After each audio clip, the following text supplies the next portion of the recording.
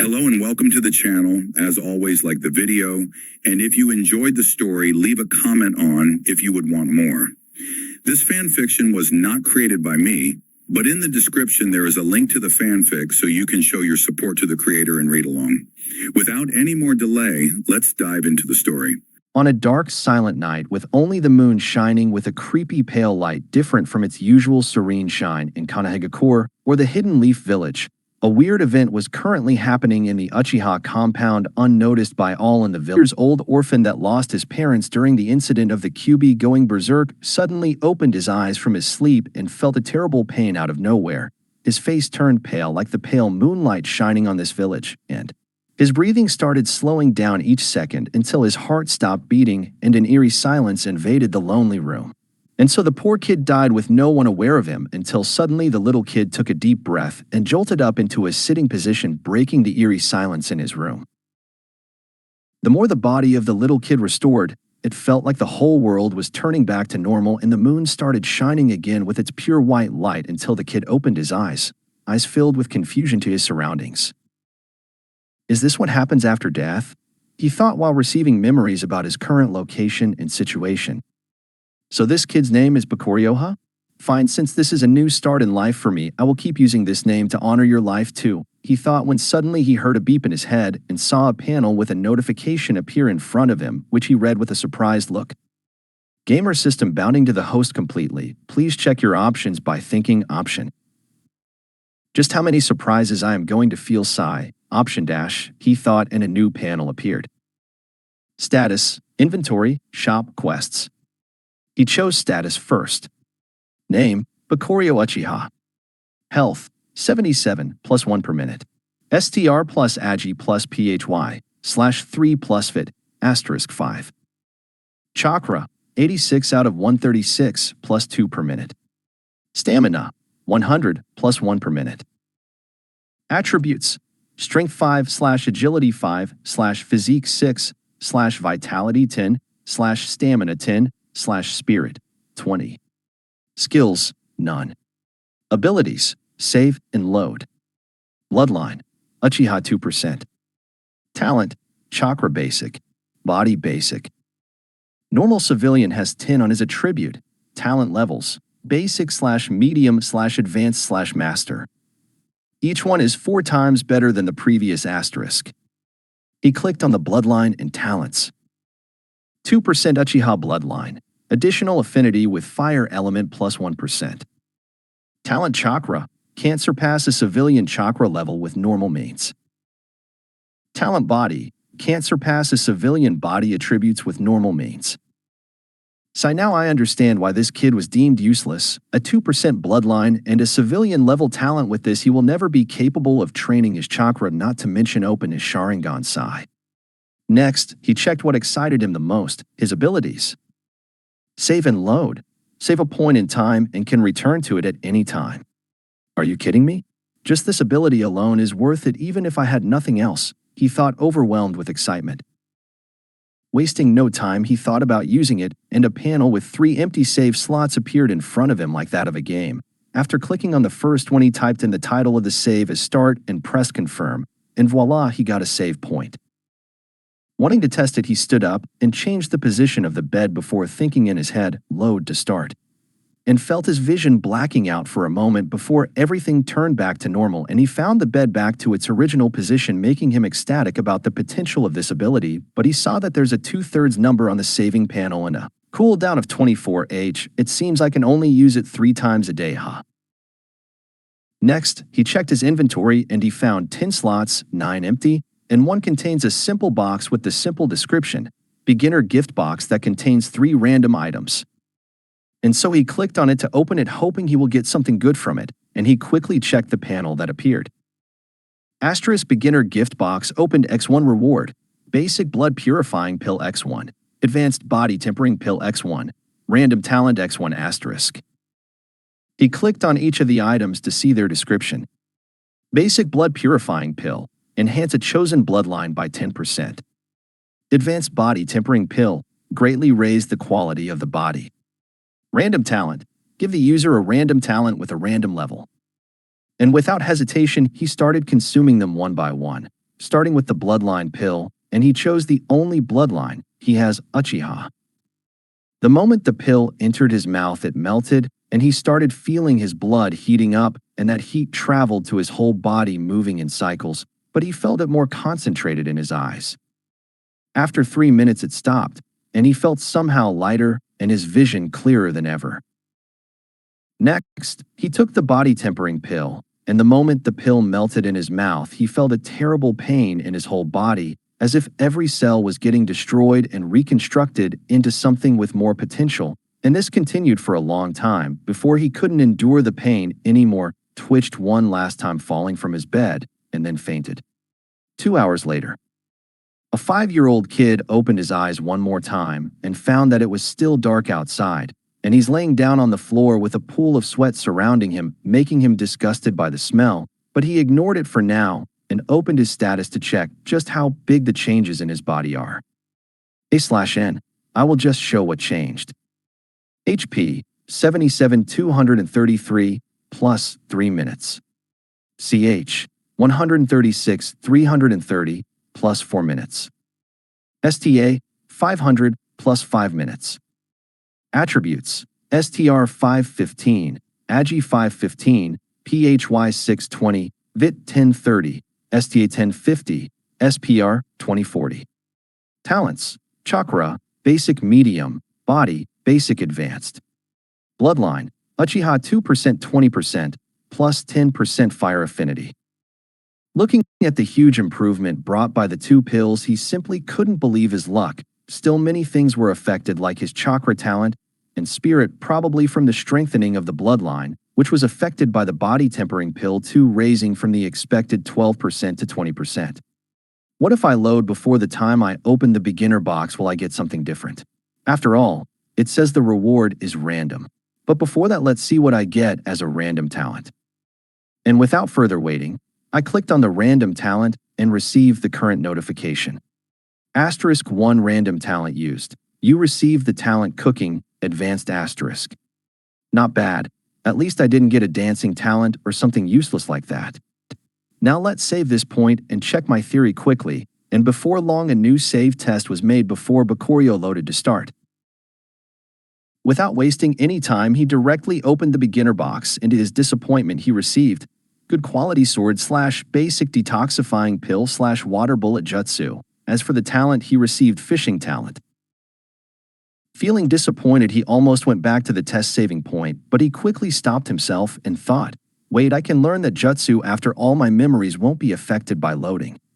And so he learned it, and information about the jutsu and how to execute it appeared in his head, and opened his status. He also saw it in Skills Section S. Water Bullet Jutsu. Rank C. Cost 200 Cha. Level 1. 1% EXP. Wanting to test it, he slowly did some hand seals, feeling his chakra moving with each hand sign he does and shaping itself in the form of a water bullet, which he felt can control, and he directed it toward the wall in front of him, and it left a fist-sized hole in it, and he noticed his experience with it raised to 2%. Feeling satisfied, he quickly returned to the test save point before any trouble arrived, and as he suspected, the jutsu disappeared from his status panel, but his knowledge and prior experience using it is still there. It's possible it will reappear after I use it again, but that has to wait until I am somewhere secluded. I thought before checking the store function, finding it contains all kinds of skills and items from different worlds too, but you need system points to buy them, which could be acquired by selling things to the system or completing quests. After his system exploration ended, reality finally hit him that he's now in a new world, a world that can bring his dead heart back to life, starting from this village. I thought with a smile while looking from the window, enjoying the breeze and the beauty of the lonely moon in the sky. Seeing that I had a long night ahead of me and I was feeling energetic from the pill, I started organizing my memories to remember what I know about this fictional world that I was a fan of so long ago. Thankfully, it seemed like my memory was enhanced thanks to either my bloodline or body talent, because I was able to remember some events and linking them to my current situation. The timeline should be around 5 years after the Nine Tails incident, because I am of the same age as the protagonist, so I need to be careful. Otherwise, I will be a goner in the Uchiha massacre that's going to happen around 2 years from now. Resolving that should be my first priority, or at least ensuring my life. After deciding for a general direction of what my close-term goal should be, I passed the rest of the night training my body using simple exercises like push-ups, sit-ups, squats, and so on, and when I am physically tired, I use the rest of the time to train my chakra control and meditate a little to raise my chakra quantity. After a few hours of training, he felt his body got stronger and his chakra quantity increased, so he opened his status and found some increase in his attributes. Advanced body talent is really broken. This way my training speed is 16 times faster than a normal person, so it's like I trained for 16 nights. Next, he saw 2 new skills. Chakra Manipulation LVL3, 32% EXP. The higher the level, the lesser chakra you waste when casting a jutsu, and the easier it is to manipulate your chakra. Meditation LVL2, 50% EXP. The higher it is, the faster you increase your chakra, greatly increase chakra regeneration rate while in meditation. It was harder to increase meditation because I couldn't clear my mind from the suddenness of what's happened to me, I thought while sighing. Seeing that it's already morning and the sun started rising, I decided to go cook some breakfast, so I walked to my simple kitchen and looked at the ingredients I have: some eggs and rice and some condiments. That's it, huh? Again, I let another sigh because of the miserable life this kid had. But all this will change very soon, I thought with a cold look. Looking at what I have, I felt my cooking talent kicking in, and I started cooking as if by instinct, cooking the rice with some condiments and frying the eggs, and even though it was simple, the taste was still so good. Any talent can be useful, I thought before wolfing down my food since I was hungry from all the training I did. Finishing with this, I washed the dishes I used for eating and cooking and went outside to take a walk around the clan compound and the village. Exiting my simple house, I saw that many of the houses around weren't of that good of quality and remembered that the Uchiha were exiled to the outskirts of the village by the elders of the village after Danzo kept blaming them for the Nine Tails attack. I saw many kids of age going to the ninja academy outside the village with youthful faces different from the old people with gloomy faces, knowing the true reality and situation of their clan and maybe feeling its impending doom. After a few laps, I finally found my first target to improve my situation. It was a 5-year-old kid with black eyes, handsome face, and slightly spiky hair. This was the son of the Uchiha clan head and the second protagonist of the story, Sasuke Uchiha. He seems to be heading to the forest. Let's follow him for now. And so I followed until he reached the forest. I just kept watching him and saw that he was training his shuriken jutsu on some targets in the trees with a very focused expression on his face. Boo. This kid is pretty good at this young age, even though he wasn't hitting the bullseye most of the time. At least his aim was right, and he didn't miss the target. And so I approached him with as much stealth as I can, and his concentration helped in him not noticing me, and when I was right behind him, I simply leaned my head to his ear and said, "Boo." And he jumped as if he saw a ghost, and turned to look at me with a slightly pale face before it turned to anger, and he said, "What do you think you're doing?" I looked at his cute face, trying to act mature after I saw him scared like that, and I said with a chuckle and a friendly face, do you want to be a ninja?" He looked at me with a determined face and said, "Yes, I am going to be a great ninja like my big brother." I saw in his eyes the deep admiration he had for Itachi, huh? "Great ninja, huh?" I said before my friendly face turned into a serious and dignified one, and I can see that he felt my aura suffocating him. "Why does it feel like I am looking at father?" Sasuke thought while feeling a little intimidated before he heard me say. And what great ninja leaves his back open to his potential enemies? He looked at me with surprise and retorted childishly, "We are in the Uchiha clan. Nobody can harm me here." And I simply thought, "Oh, how deeply wrong you are," before I said to him, "Yes, this place is safe, but that doesn't mean you don't need to train your awareness of your surroundings to the point it becomes an instinct." Sasuke made an annoyed face because he could tell I was right, but his childish personality didn't allow him to admit it, so he snorted and said to me instead, Mastering shuriken jutsu is way more useful than your stupid awareness." This time, I just coldly looked at him and asked him, "Do you think you are smart?" He puffed his cheeks and said with pride, "Of course I am smartest other than my brother." I smiled and said, "So answer me this," and without giving him the choice to answer or not, I continued. If you were thrown in a forest right now with enemies stronger than you everywhere, what you think is more useful, shuriken jutsu or awareness of where the danger is to avoid it? He looked at me with the most annoyed look so far, and with some frustration he said, Okawe, awareness is more important now. Leave, I need to train before brother comes back. I just smiled and said, sure, go ahead. But I didn't leave and kept watching him closely, not letting him concentrate and making his accuracy worse than before, which made him annoyed. What are you still doing here? Sasuke said.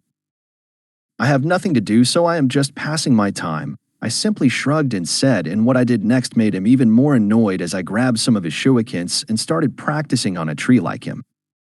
Hey, those are mine, go train somewhere else. And I said with a creepy smile, I either train or I keep watching. What do you like more? Looking at my creepy smile made him think that he will never be able to concentrate on his training. He quickly turned around and continued his training, making the choice very clear. I just smiled at this little kid and concentrated on my throwing. Something I noticed about this system is I have two options to use my skills. First, through the system, meaning the effect of the skill depends on its level, and this will only cause a slight increase in experience. Meanwhile, the second method is to personally use the skill without assistance. This gives huge experience depending on how good the improvements I added to the skill. For example, in this case, while I am learning Shuriken Jutsu, which is throwing all kinds of weapons, I quickly got the skill, but instead of using it, I kept adjusting my form and seeing which one is best, and thanks to the system, my mastery is ingrained in me, so I quickly forgot about time. While training, and I gained an understanding. Shuriken Jutsu is the combination of many things. First, the characteristics of the weapon you use, mainly weight and shape, the form used to control the angle, and the power behind the throw, and lastly, the environment, mainly the effect of the wind. And so first I got used to the shurikens and kunais, then kept adjusting myself to my two other requirements, and before long 2 hours passed, and I noticed that any shot I make was a bullseye, so I stopped for now because I noticed Sasuke looking at me like some kind of monster, and I simply said with my hand raised, yo. Sasuke looked at the kid in front of him with his jaw dropping, because even though he pretended to want to do nothing with him, he was still a kid without many friends other than his brother Itachi. Those in the clan didn't approach him out of respect and fear for his father, the clan head not wanting their kids to misbehave with Sasuke and cause a bad relationship with him. And the rest of the clans in the village are still suspecting them for the Nine Tails attack and kept their distance from them as to not also be targeted by the elders. And so while Sasuke was training, he would glance at Bakorio from time to time, and seeing that he was better made him smug and continue his training with a smirk. But as times passed and Bakorio's accuracy increased, his face started crumbling little by little until 1 hour later, he just forgot about his training and kept staring at Bakorio and his quick improvement in disbelief. Yo! A voice snapped Sasuke out of his daze, and he looked at the source of it before he quickly said, how did you improve so quickly? I looked at the kid in front of me. Simple, because I am a genius, I said, while inwardly I was thinking something else when I checked my new skill. Throwing art, LVL 10, 5% EXP, can hit unmoving targets with 100% accuracy. Still got a long way to go, huh? From simple moving targets to randomly moving targets to changing the direction of the projectiles while mid-air like Itachi. I guess I would need to reach at least level 40 of 50, which will take a long time the higher the level. Meanwhile, Sasuke didn't appreciate my answer and said, fine, I don't care. What at Sundara, I thought. By the way, what's your name? I asked him. He looked at me from the corner of his eyes and said, my name is Sasuke Uchiha. Looking at his childish behavior, I simply extended my hand for a handshake and said with a smile, and I am Bakorio Uchiha, let's be friends. I saw his eyes gleaming a little bit, but he tried to hide it and shook my hand in the end, and I said, well, I am going to rest for a bit. You should keep practicing since you watched me more than you practiced, I said with a chuckle. Sasuke got embarrassed, so he snorted and turned around to continue his training, this time with a smile on his face. So good thing I know how to deal with kids, I thought before I sat under one of the trees and let its shadow embrace me. Quests, I said in my head, and a panel with countless quests appeared in front of me, and I could screen them depending on location, difficulty, and completion, and I directly selected completed, and I found a few that I completed. Quest friend of the protagonist 1. Befriend one of the main characters in this world. Reward 100 points plus additional reward, depending on the befriended character. Completed. Quest Throwing Art 1. Reach level 10 with your throwing art. Reward 30 points plus 1 random shuriken jutsu. Completed.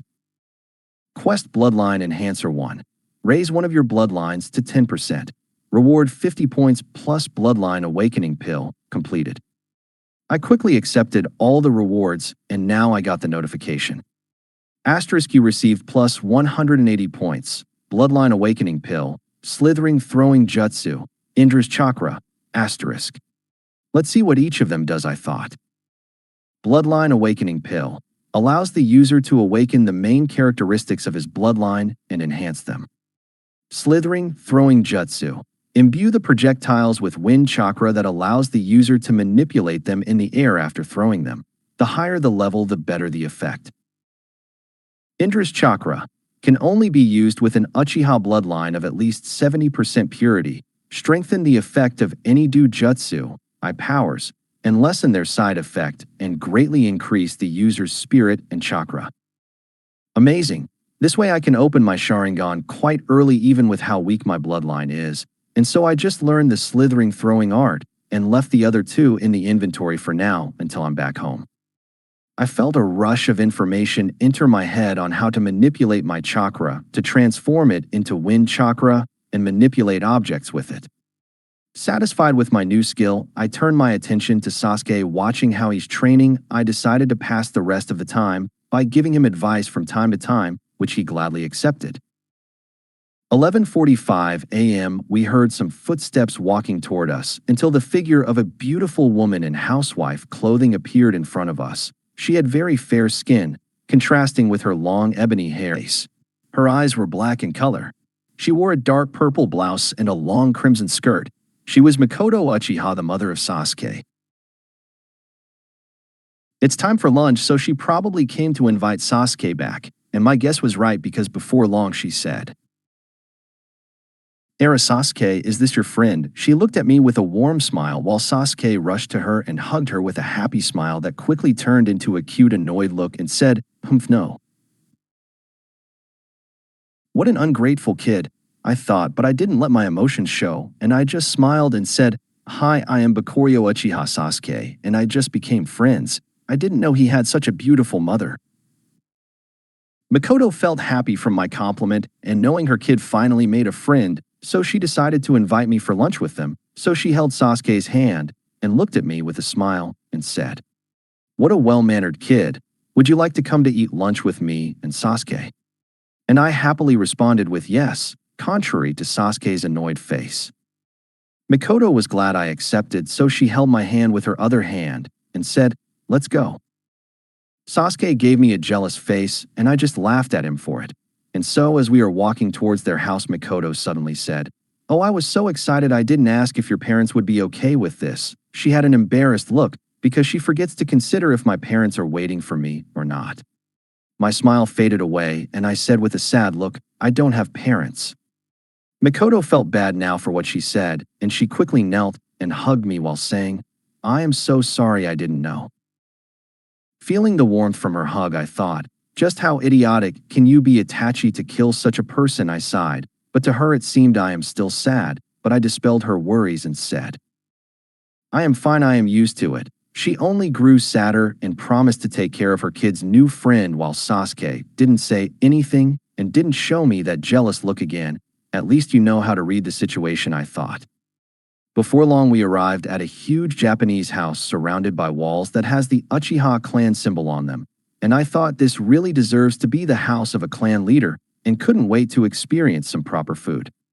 After entering the house, Makoto led me to the dining room while she said she was going to finish her preparations and bring the food. Sasuke volunteered to help her, and I followed after him, but she refused us and said just wait here, and so we sat around the table, and it quickly became awkward with Sasuke killing the mood with his silence, so I decided to break it. "Hey Sasuke, where's your brother you talked about?" I asked curiously, and he replied that his brother was busy doing missions and his father Fugaku was always busy managing the clan, so most of the time he's only around with his mother. And then he switched to talking about how great his brother is, and it felt like a dam was broken, and I was hit by a tsunami of his admiration for his brother. Sigh, why did I open this Pandora box and provoke this fanboy? I regretfully thought. Thank God it didn't take long for Makoto didn't take long to come back, and the table was quickly filled with dishes. She prepared a few dishes for each of us consisting of jayuden, which is basically a bowl of rice with beef on the top seasoned with different ingredients and spices. With that, there is also a bowl of miso soup and a small salad. I quickly thanked her for the food and started tasting everything since I was quite hungry from the training, and to my pleasant surprise everything was really tasty. Vob Makoto-san, your food is really delicious. I faked the tone to appear childish, but the compliment was from the heart. Makoto smiled happily from the compliment and said, "You too should eat well to become a great ninja and protect the village." I just smiled at her and continued stuffing my face with the food while Sasuke responded with an excited look. "Of course, mother, I will become a great ninja and protect everyone." How innocent, as Jonin ninja and the wife of the clan head, she surely knows how bad the clan's situation is and how wrong they are by the village, yet she still tries to not raise her kids with hate. Sigh. Unfortunately, those elders don't think the same, and they only work for their benefits. With this kind of rigged chess game, you either don't play at all and leave the village, or you flip the board and go for an all-out war, bringing down with you as much as you could, yet they just chose the worst possible course of action, and that is they put their trust on their enemy, a very useless enemy with the name of Saratobi Hiruzen. Sigh, I felt like I need to stop thinking, otherwise I will grow older quickly.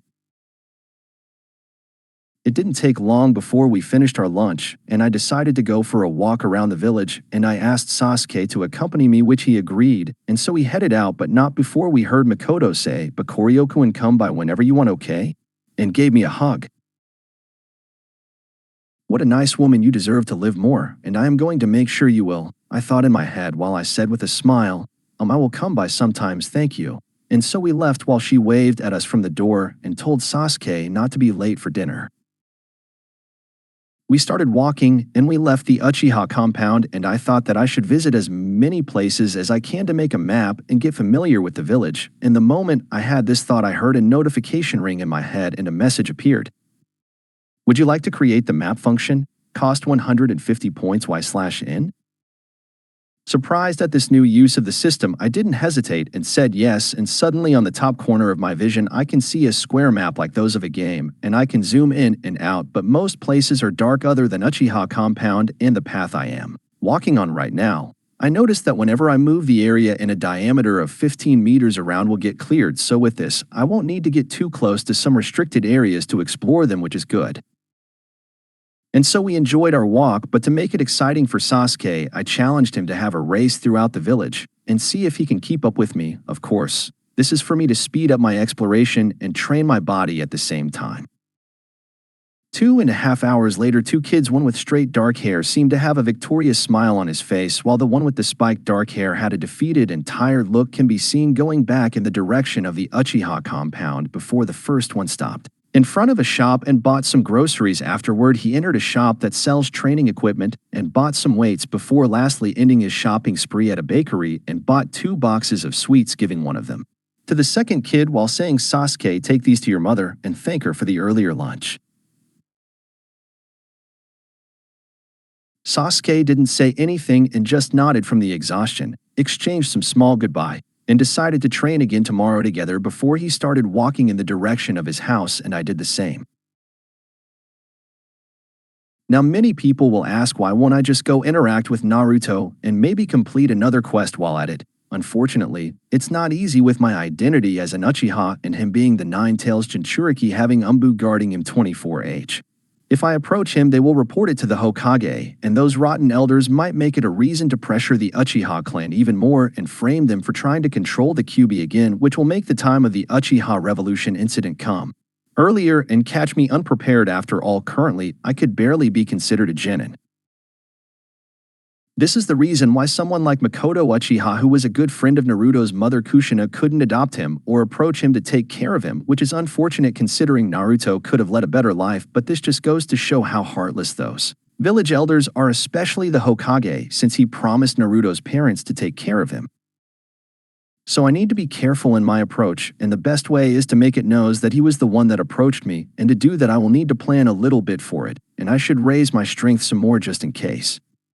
As for the money to buy the groceries, I just exchanged 1 point from the system for 10,000 Rio. After I entered my simple house, I organized my groceries and started training my routine of body training, this time with weights and meditating for the rest of the day until night fell and the moon rose. I dragged my exhausted body to make a quick dinner consisting of fried meat and vegetables with rice, which I quickly wolfed down, thanking the benefits of my cooking talent again, and went to sleep to let my body, that was tired from training and my mind exhausted from all the acting to avoid raising suspicion, rest from this long day, my first day in this new world.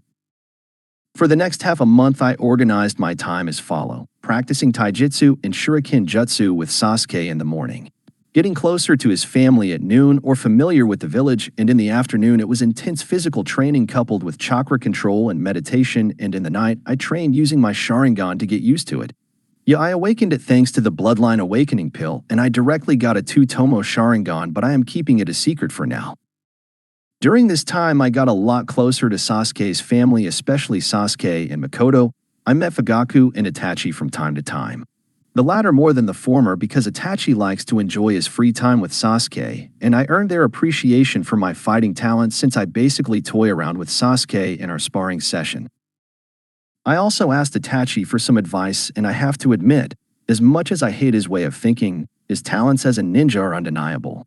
And even though I was holding back during our spars, I knew even my full power was far from beating him, since he's probably already at special Jonin level and very close to being Jonin. Waking up to a new day, I decided to check my progress for this half a month. Status: Name: Bakorio Uchiha. Health: 310, plus 3.5 per minute. Chakra: 476, plus 6 per minute. Stamina: 800, plus 8/min. Attributes: Strength 31/agility 30/physique 20/vitality 35/stamina 80/spirit 60. Skills: Throwing art level 32, Slithering throwing art level 15, Close combat fighting level 56, Water bullet jutsu level 14, Cooking level 15, Chakra control level 12, Meditation level 10. Abilities: Save and Load Map. Bloodline: Uchiha 20%. Talents: Chakra medium. Body advanced, Cooking advanced. Asterisk. Rising my vitality and physique is really difficult. Sigh. No matter what I did, I couldn't find a way to train them, but at least they still rise automatically when I train my other attributes. Never mind, I can raise them through points from the system, but for that, I need to start making money, and there is nothing better than taking advantage of my cooking talent and knowledge about recipes from my past life, I thought. Another thing I was satisfied with was my close combat fighting level, which was this high because of the martial arts experience I have from my past life. As for what concerns money making, I already made preparations to make a pastry shop, and I got a lot of help from the clan head personally after he tasted how good my cakes are. As for the money, I simply said that it was something my parents left me, and after putting some sad faces and he got some glares from Makoto, he didn't ask any further. It seemed like Fugaku really goes far and beyond for his clan members that show potential, since he helped me get a shop with the great location I asked for, being near the Ninja Academy. A place with great daily traffic that mainly consists of students and their parents. Through all this, I pretended to be very grateful, but I knew with my long experiences in life there's a truth that doesn't change no matter the world you are in, and that is there's no lunch that comes for free, not mentioned from a struggling clan like the Uchiha. So I quickly guessed that this was a test to see if I was the same as his son Itachi or not, a person that would choose this rotten village over his clan, and I won't disappoint him since I need to gain his trust to help me for what I am planning. Today I wasn't going to train with Sasuke like usual. Instead, I went to check the shop and I found it was ready according to what I asked for, from the decor to the equipment I need. I also found civilian Uchiha. I asked Fugaku for, since I need a worker to deal with the customers. I call him a worker and not a clerk because I am 100% sure he double works as a spy for Fugaku and will relay everything to him. That's why he's a worker. But I don't mind, since between having a Fugaku spy or a Danzo spy, The better choice is obvious. I decided to make my first business a pastry shop because I just need to quickly make whatever I am going to sell: cakes, tartlets, muffins, cupcakes, etc. And leave the rest for the worker to do the rest, so I don't affect my training time a lot, and I am pretty sure that then return from this business will be huge. And so I added work very early in the morning to my daily routine and did the rest as usual, and I dealt with Fugaka's trust issues by simply calculating the taxes the village demands and paying the Uchiha clan something a little higher than it. But of course, when Fugaku asked, I simply gave him an innocent smile and said I am just helping the clan, as it helped me while inside. I was thinking, hey, just wait, if I don't milk you dry my name won't be Bakorio. As for Fugaku, he didn't suspect much, since after all, I am just a 5-year-old kid. Meanwhile, I visit to see how the shop was doing randomly from time to time between my training sessions. As more parents with their kids comes and goes from my shop, I started noticing a young kid with short blonde hair and weird cat whiskers on his cheeks. His figure seemed lonely every time he saw the happiness in the face of the other kids with their parents with ocean blue eyes, while enjoying my pastries, while he can only smell it from far away with no money to pay for such luxuries. Naruto POV. Why don't I have parents to buy me sweets? Am I really a monster like everyone says? Don't I deserve to be happy like everyone else? I thought with a heavy heart filled with sadness and loneliness that only increased from the disgusted stares people gave him. He arrived once again in front of that heavenly smell he was enchanted by for the past few days and couldn't help but swallow while looking at the pastry shop in front of him. Not long after, some kids felt sad for him, but their parents quickly pulled them away while saying, "No, stay away from him, he's a monster. Yeah, that kid is the calamity of our village, just why don't they kill him or get rid of him?" During this usual talk, I felt deeply hurt, and then I saw a dark-haired kid approaching the shop, and the people started greeting him while also saying, "Hey, good evening, Bakorio. Look, that monster is looking at your shop again. You should throw him away before he ruins your business." And many others followed saying similar things, and the kid called Bakorio turned and looked at him calmly. What a lucky kid to have a shop this young, but I am causing him a lot of trouble, so I better not come here again, I sadly thought before deciding to return home. But the moment I turned around, I felt a hand on my shoulder and a voice said, "Do you want to eat some sweets?" I turned around, and what greeted me was something different from the cold and disgusted look that I was expecting, for the kid simply had a warm smile. A smile that made the heaviness in my heart slightly lighter, and so with a hesitant look I nodded my head, and he simply led me inside his shop and gave me whatever I wanted to eat. I wished for this happiness to never end, but unfortunately, I can stay for too long after I ate, so I tried to pay him with I have, but he didn't accept, and I thanked him from the bottom of my heart for his kindness and turned around to leave feeling sad I can't experience this again. But my sadness was short-lived because very soon the warm voice said to me, "Come back tomorrow," and with it, I left home with tears in my eyes. For the first time in my life, tears of happiness. Bakorio POV. Approaching my shop, people started greeting me as usual, even though I was an Uchiha, and they have a bad opinion about us. This is the difference between a successful person and a normal one, or in this case, a simple civilian. No matter how negatively people used to see you, or deserved or not, everything will change when you become successful, because now your relationship with them can bring them benefits, and for their benefits, people can do anything. I thought while looking calmly at the people around me greeting me with happy faces, the same people that started to insult the young kid in front of my shop and telling their kids not to go near him. I simply ignored them and led the kid into my shop and gave him some sweets to satisfy his curiosity before asking him to visit again tomorrow. Throughout my interaction with the kid, the ugly people around me didn't say anything other than sending him disgusting glances as if looking at a cockroach. Until he left, they started talking. Person 1-inch Bakorio-kun, you shouldn't bring this monster to your shop, he might cause you trouble. Person 2-inch, yeah, that monster only knows how to cause trouble. Person 3-inch, that sinful beast doesn't deserve to live, why is Hokage-sama not getting rid of him, tch? I coldly looked at them and said, I have my own ways of dealing with those that cause trouble in my shop, you people don't need to worry about it. Before directly entering a side room in my shop, and didn't wait for these useless people to respond to me, and I could hear them whisper behind my back something like how rude, etc. What happened today made me wonder if this rotten village is bad because of those ruling it, or because of the people living in it, or both. To act like this toward an orphan whose parents died protecting them, not to mention him being innocent? Yet they without hesitation push all the blame into a kid without feeling any remorse, all that because he has the 9 tails sealed in him. What disgusting people, they deserve the incident of 9 tails going berserk, I thought. People easily judge others, yet they fear judging themselves the same way because in the truth of the matter, even the monster inside of him was made into one by the hands of this village, and their great founder Hashirama Senju. After all, what sentient being would not go crazy after being sealed for decades and treated like a tool, either thrown into a war to fight for them or stay sealed in a prison all alone you can't even move in? Yet they will never admit this because it's easier to consider themselves the victims.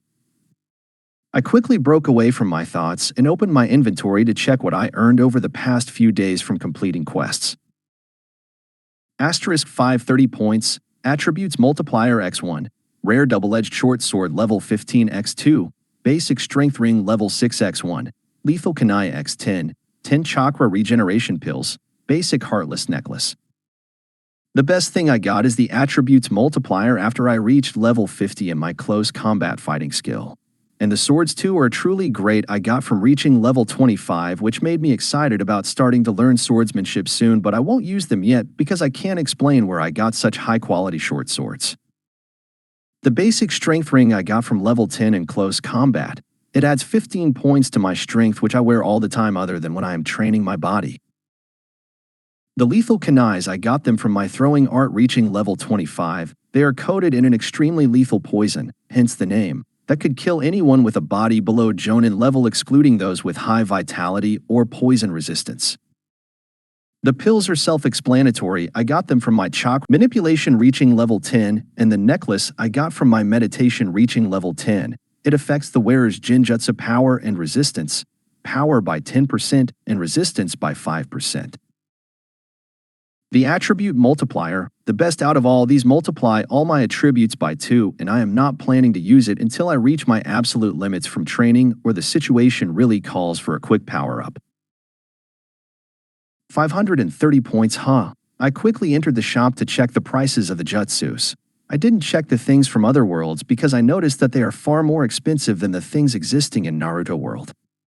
The prices for the different jutsus are 100 to 300 points for rank E jutsu, 600 minus 1,700 points for rank D jutsu, 2,000 to 6,000 points for rank C jutsu, 8,000 to 20,000 points for rank B jutsu, 30,000 to 80,000 points for rank A jutsu, 100,000 to 400,000 points for rank S jutsu, plus 500,000 points for forbidden rank jutsu.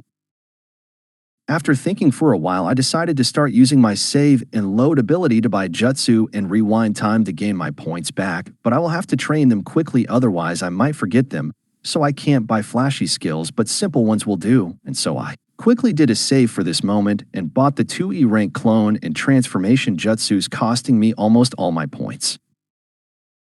Looking at the 2 skill books in my hand, I quickly learned them and started using them continuously until I got used to using them without the help of the system. Done with learning the 2 probably only useful E-rank jutsus, I left my shop and noticed that it's still early in the afternoon, and knowing that I will be using a save point, I thought it was time to test something. Thus I quickly checked my map for the location of a certain house, the house of the famous monster of Konoha that visited my shop not long ago, and started walking towards it. Hopefully this works out from the first try, I thought while walking with an excited smile on my face, for I know I could do anything right now and still get no trouble by a simple touch on a load button.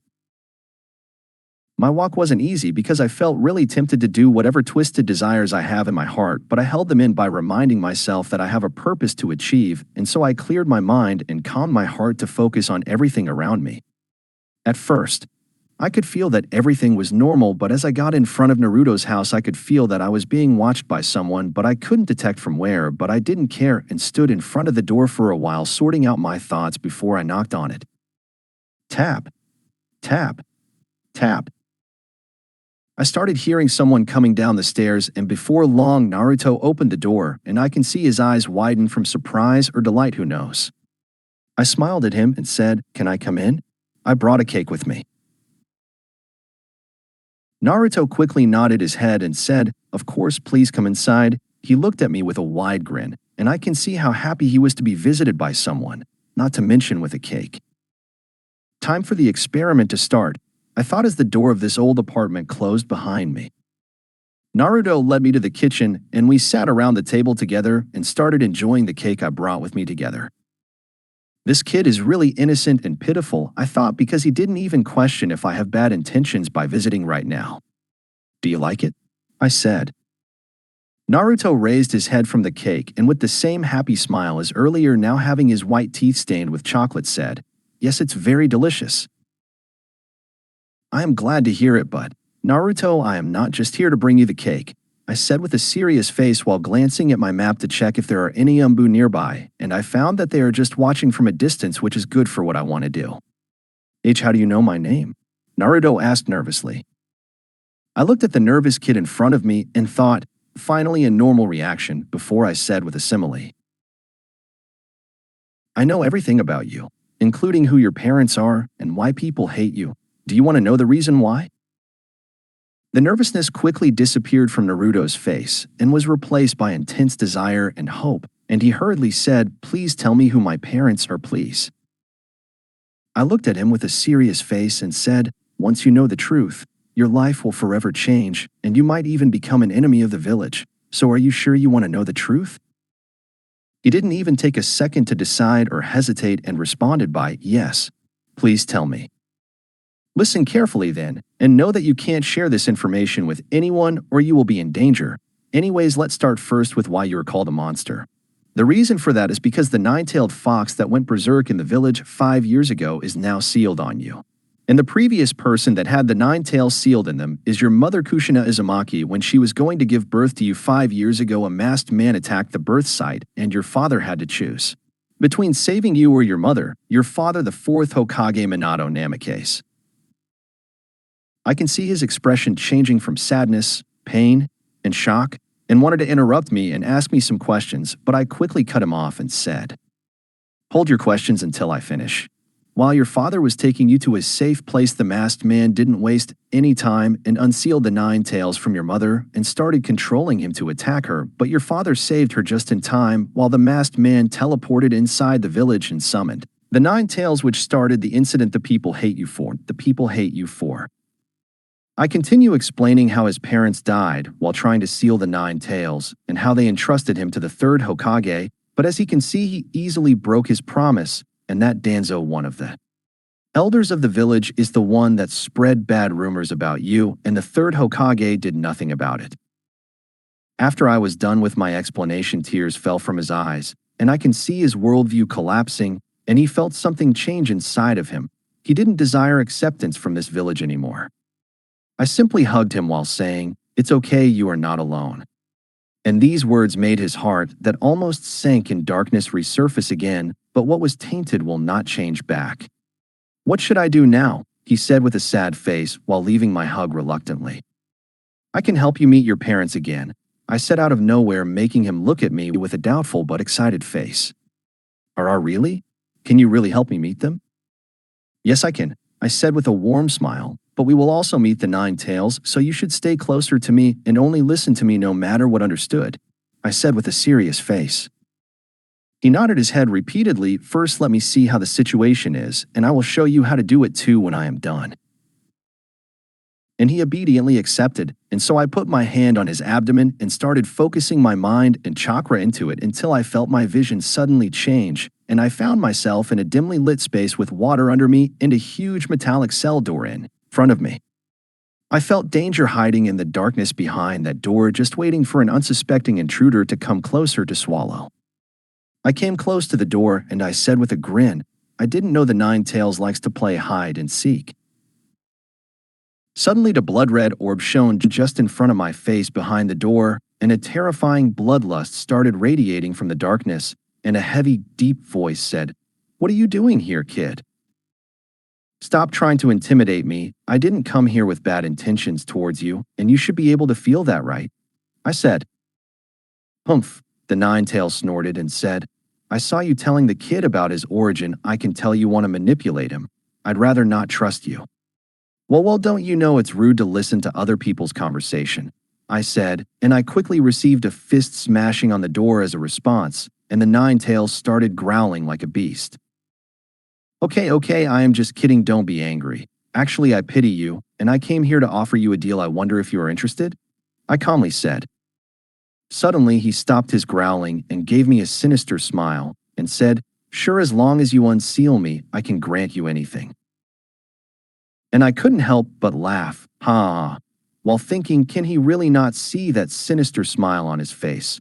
Only an idiot would believe his words, and I only laughed harder when he started growling at me again and smashed the door saying I will kill you and whatnot. Okay, stop. I am not here to antagonize you, but to befriend you, but I just couldn't hold my laugh back with you trying to make me trust you with that sinister smile on your face, I said. Probably due to the long time since he interacted with anyone, he really didn't notice that his intentions were written all over his face, which made him a little embarrassed, but he didn't show it and just kept glaring at me. How cute, I thought, and I said, "Well, I was indeed going to offer to unseal you, but I can't do that when you are like this since I can't trust you, so we first need to build on this point if we want to have a deal."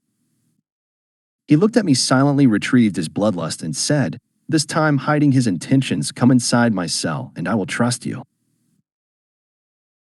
I looked at him deeply for a few seconds before saying, "Today your body is sealed, and you can't free yourself, but you have complete control over your heart, and it's your choice to unseal it or keep it locked forever with no one attempting to trust you again." And with that said, without hesitation, I stepped foot in that sealed darkness. Entering the prison cell where someone like the Nine Tails can kill you anytime might seem risky, but to me, it's not, because the moment I decided to use this kind of approach, most of my attention was on using the loading function of the system, and the rest of it was used to analyze everything around me, especially the behavior of the nine-tailed, to see through his intentions, and currently as much as he's putting a sinister facade in front of me, inside I can sense he's hesitating. As I walked inside, I can see his eyes shone for a second before a huge hand caught my body and raised it in the air, and now I can see its huge body having red-orange colored fur with black fur around its red eyes that stretch up to its ears, and 9 long curved tails. It also has an upper body structure of a human. The Nine Tails gave me that sinister smile again and said, "I got you now, kid. How do you want to die?"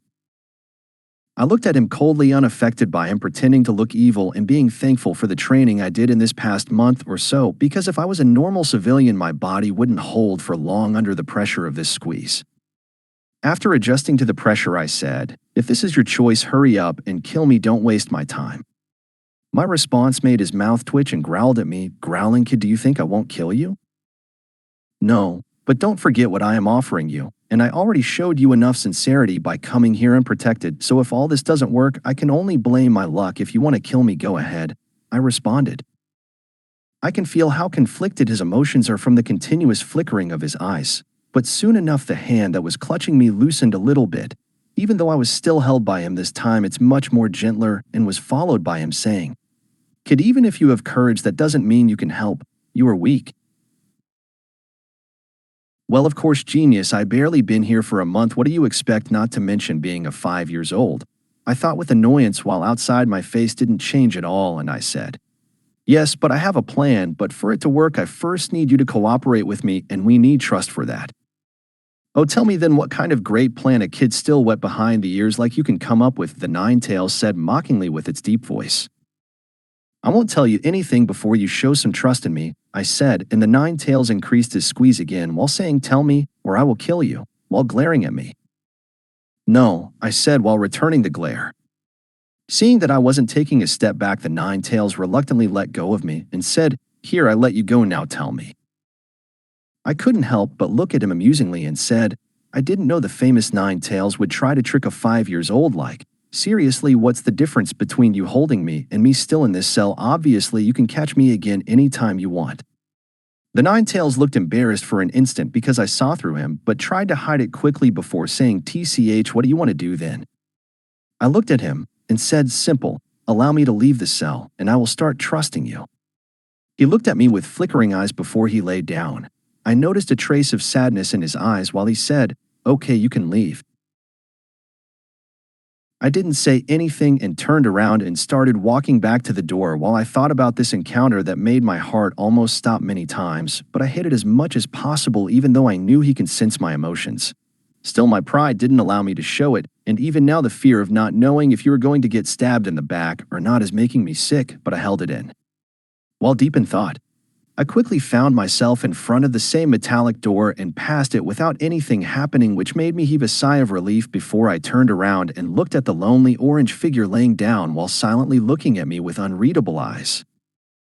I quickly calmed my heart and walked back in, which made the nine-tail show a surprised but also delighted face, and I quickly arrived in front of him, sat down, and looked deeply at his giant blood-red eyes with vertical slits inside and said, "Now we have some basic trust. Let's introduce ourselves. I will start.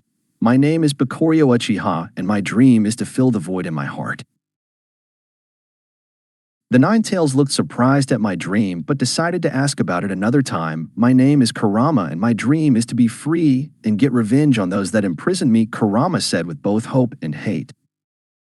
"Kurama, huh? You have a nice name," I said with a smile, and I can see the delight he was trying to hide when I complimented him. "Humph, of course my name is the best," he said arrogantly before that arrogance turned to doubt, and he said, "So how are you going to free me? You should know that if you just release me from the kid, he will die, and I will just be sealed again by someone in this village or other villages." I responded, "Yes, I know. And what you don't know is that even unsealing you won't be that easy, because when the fourth sealed you, he sealed both his and his wife's chakra here just in case to help their child with suppressing you in case of accidents." He looked surprised and angry at the thought the people that sealed him are close around here, but I quickly calmed him down and said, "I know how you are feeling, but I have a plan for them to solve the issue of you getting sealed." When he heard me, he calmed down and told me to keep explaining. "The problem you and the other tailed beast have is that you are made of chakra, which makes sealing techniques extra effective against you. So I am planning to convince Minato and his wife Kushina to help us create something like an anti-seal so that it will be harder to seal you in the future. And they are two of the most skilled sealing masters I know of, so the probability of making such a seal is quite high. What do you think?" I said. Kurama looked surprised and delighted at my idea because if it's possible, he will truly become free with no one capable of sealing him, but having some doubts he said, "But how are you going to convince them?" "Just leave that to me," I said with a confident smile. My talk with Kurama didn't take long, so when I left the seal space, Naruto was still having the same enthusiasm about meeting his parents, so I started explaining to him what to do to enter that space, but no matter how I try to guide him, that kid simply can't focus properly and clear his mind, so I found myself troubled on what to do to make him more focused. It seems this is why he can't learn the clone jutsu. This kid can't even focus on doing one thing, not to mention multitasking, I thought. Many people wonder why someone like Naruto, who can't even learn a Ranki jutsu, can learn something like the Shadow Clone Jutsu instantly, which is considered rank A and a forbidden one at that. The reason for this is simple. The Shadow Clone Jutsu is rank A because of its characteristic of creating something similar to a real body different from normal clones that are the same as empty shells. And to do that, it splits the user chakra between the clones, so the higher the number of clones, the lower the chakra left in the main body, and this causes people with normal chakra to feel extreme exhaustion from the chakra loss. That's why only Naruto can use it effectively, and that's because his great chakra reserves as a Jinchuriki. As for the next reason why Naruto can use it is because he doesn't need to manually control any of them, since they inherit all his memories and experience, so no multitasking or focus is needed. I started thinking hard about how to make an idiot focus before I got a great idea. "Hey, Naruto, do you want to eat another cake?" Naruto nodded in confusion, yes, because I changed from explaining how to clear the mind to cake. "Well then, let's try this." I made him lay on his back and put a simple bowl I got from the kitchen on his abdomen. "If this doesn't work, I don't care anymore," I thought in annoyance. Now don't move and imagine you have a cake above your abdomen and try to see it by focusing your entire mind on it. And somehow this crazy method worked, and I followed after him inside the seal space. I saw Naruto looking curiously at the huge door and Kurama sitting behind it while ignoring Naruto's look. And after he noticed that I appeared inside, he turned to me and asked with a hopeful look, "Where are my parents?" "You are going to meet them soon," I said while walking toward the large gate, more specifically toward a seal paper in the middle of the door holding it like a lock. Kurama looked intrigued at what I am doing, watching every action of mine carefully, and was shocked when he saw me jumping towards the paper. As I grabbed the paper and started peeling it, suddenly a hand grabbed the collar of my shirt and threw me away, and a voice soon followed. "Who are you, and why are you trying to unseal the nine tails?" It was a handsome man with blue eyes and spiky blonde hair. He had jaw-length bangs framing either side of his face. He was wearing a standard Konoha uniform with two bands on both of his sleeves, a green flak jacket, blue forehead protector, and blue sandals. Above them, he wore a short-sleeved long white haori decorated by red flame-like motifs on the edges, with the kanji for Fourth Hokage written vertically down the back. Time to continue this experiment, I thought before standing up, and said, "Nice to meet you, Minato Namikaze. I am Bakorio Uchiha. Don't worry, I just wanted to have a talk with you and fulfill my promise to Naruto to make him meet his parents." Minato looked at Naruto and just didn't expect to meet him in this kind of situation. He thought he would meet him much older, trying to unseal the QB to face someone stronger than him, but he quickly adjusted to his thoughts when he heard Naruto saying with teary eyes, "Father." Naruto.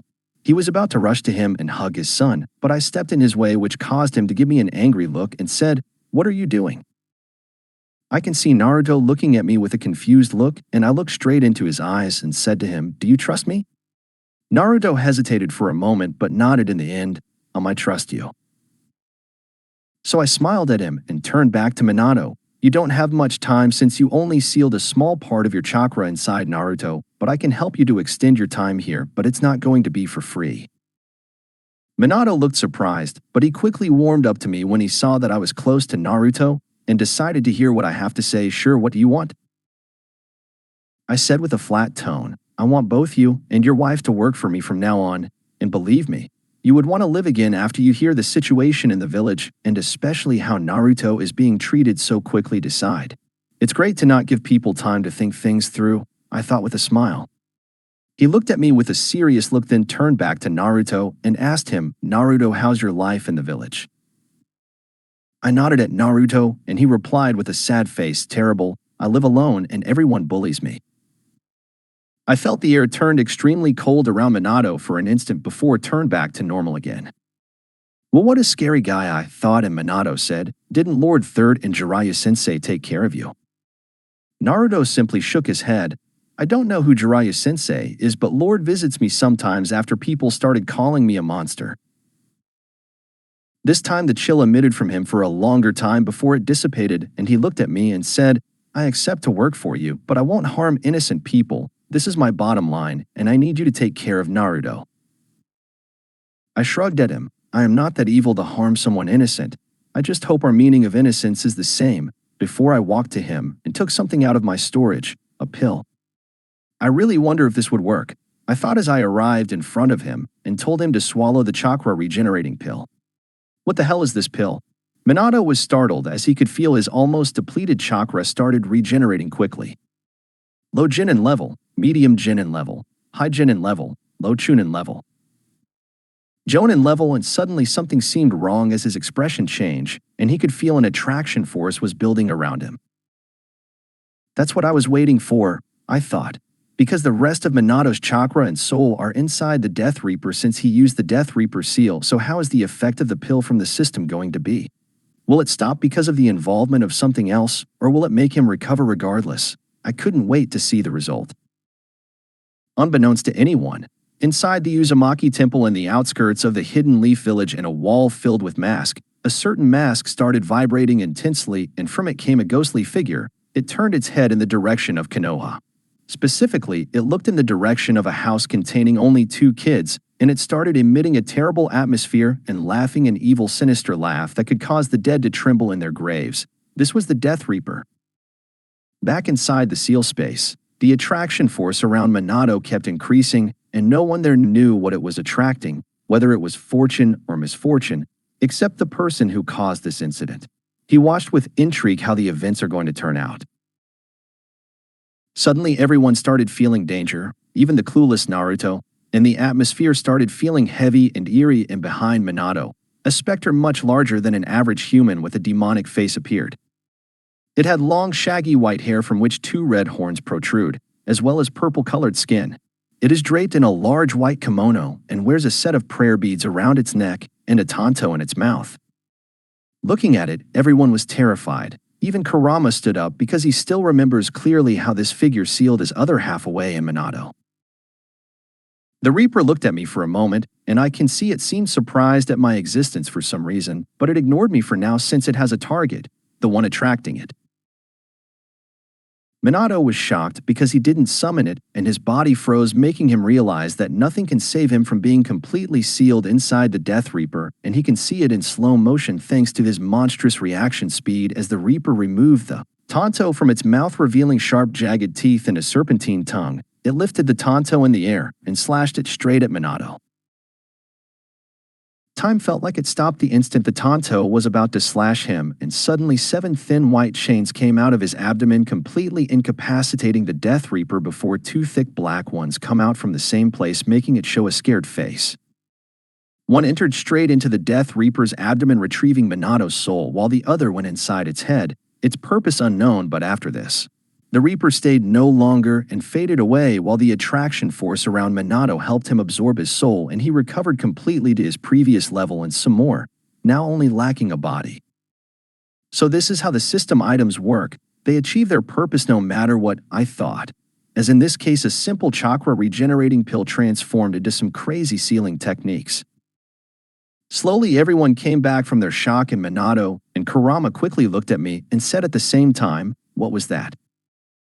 They didn't even notice they are acting the same way, I thought with amusement, and simply shrugged at them. Someone gave me that pill and said it could regenerate chakra. I didn't think it regenerates chakra no matter what. What a surprise, right? I said with a chuckle. But more importantly, go have a talk with Naruto first, Minato. Minato sent me one last doubtful look, but he was happy anyways and went talk with Naruto, while I just went to Kurama and had some small talk with him until the father and son finished catching up. Before long, Minato came back with Naruto in his arms. After he arrived in front of me, he put Naruto down and bowed deeply to me and said, "Thank you very much. If not for you, I wouldn't be able to have this moment with Naruto." It was funny because even while bowing, he was still taller than me, which made me annoyed at my small body, but I buried this feeling deep down and said with a serious face, "Raise your head, Minato. Now you work for me, and those who follow me boast to no one." But unfortunately, a 5-year-old making a serious face is simply funny, and it showed as Minato gave me a sunny smile while saying yes, instead of responding seriously, which made me annoyed and I wanted to smash his face in, but I held myself back. "Minato, explain to your wife if she wants to accept the same deal or not. If she agrees, I can give her another pill." Minato was excited that I still have more of this miraculous pill and quickly communicated with Kushina's soul, and before long a fair-skinned and slender woman of feminine build with violet eyes and the common Uzumaki red hair. Her hair was straight and reached her thighs with shoulder-length strands that framed both sides of her face and a black clip that parts her hair to the left. She was wearing a high-collared, sleeveless blouse under a long, loose-fitting dress with a wristband on her left wrist and standard shinobi sandals. This was the mother of Naruto and Minato's wife, Kushina Uzumaki. The moment she appeared, she rushed to Naruto and hugged him tightly for a while with tears pouring out of her eyes. And I approached her, telling her she needs to take this pill or else she will dissipate. Kushina looked at the kid around her son's age and the pill he's giving her curiously. "This is person Minato promised to work for. I hope he becomes good friends with Naruto," she thought before looking at her husband, who gestured at her to quickly eat the pill, and so she did without hesitation because of her trust on her husband. Plus, she was going to dissipate anyways if she doesn't take it. Kushina experienced her chakra coming back again, which surprised her, and before long she was back to her full capacity without having to go through a similar incident to the one with the Death Reaper. Again, I waited a bit for them to finish their family reunion before I explained to them my plan about creating an anti-seal for Kurama, and they agreed to it after they saw my relationship with him. We also discussed how to deal with their lack of bodies, but we came with no solution for it for now. Finally, I decided to leave, but not before I asked Minato to teach me the Shadow Clone Jutsu, which he gladly did. After I left the seal space with Naruto, I noticed that it was almost dark, so I took Naruto outside for dinner with me before I sent him back home, and I went back to my house too and felt exhausted from everything that happened tonight and quickly fell asleep. Next morning, after I had a nice breakfast, I took Sasuke with me and went to pick up Naruto before we headed to the orphanage, because I need to make it seem as if I like helping orphans to lessen the suspicions around me getting close to Naruto. But in the end, my identity as an orphan myself, and a 5 years old one at that, is the best reason to not be suspicious of me. In our way to the orphanage, we came across an incident that made me frown. 3 young kids that seemed poor and quite dirty were playing around chasing each other before one of them, a young girl, tripped on a stone and bumped into a man wearing the normal ninja clothing and fell down on her butt. Sorry, mister, I didn't see you," the girl timidly said. The man, which I could tell is an Uchiha from his dark hair and eyes, looked at the kids as if they were ants and kicked the girl away while saying arrogantly, "How dare you attack me and dirty the clothes of a member of the Uchiha police force? You should be taught a lesson." Uncaring about the disgusted faces everyone was giving him, the man walked towards the 3 kids ready to beat them up, but someone beside me quickly stepped in front of them and yelled at him, "What do you think you are doing?" An angry Sasuke said. Seeing someone from the same clan as him, and from the Uchiha police force at that which he believed was supposed to be protecting the civilians, not harming them, made Sasuke extremely angry, so he stepped in the man's way and yelled at him, "What do you think you are doing?" The man felt annoyed with the kid yelling at him and was about to kick Sasuke away, but when he saw his face, he froze, because he recognized who this childish face belonged to. The youngest son of the Uchiha clan head and the little brother of the greatest genius in the village, Itachi Uchiha. The man's face crumbled and turned pale, realizing he was about to hit him just now, making him sigh in relief for the shuriken he just dodged, but he would still be punished if this is reported to Fugaku directly, so he was still worried. Just what is Sasuke doing here? He thought before he nervously said, "I am just teaching them a lesson to make them behave properly next time." Sasuke was having none of his BS and yelled again, "You are a member of the Uchiha police force. You are supposed to be helping civilians, not assaulting them when they bump into you accidentally." I noticed the man getting annoyed by Sasuke yelling at him, but he quickly tried to hide it, knowing that he can't do anything in this situation. As for the people around watching this from the start without doing anything to help the kids, they nodded approvingly at Sasuke, making me want to puke. The man quickly calmed himself down, and his eyes lit up for an instant after remembering Sasuke's age, so he put on an apologetic face and bowed to Sasuke while saying with a regretful voice, "I am very sorry, I won't do it again. Can you let it slide this time, please?" Sasuke, being only 5 and inexperienced with social matters, was embarrassed by this grown-up man bowing and apologizing to him, and it resulted in him responding by a snort and saying, "Humph. If I see you bullying anyone again, I will tell my father and brother." The man nodded his head and thanked Sasuke profusely before he quickly ran away with his tail between his legs. I didn't interfere from start to finish, simply watched coldly while deep in thought.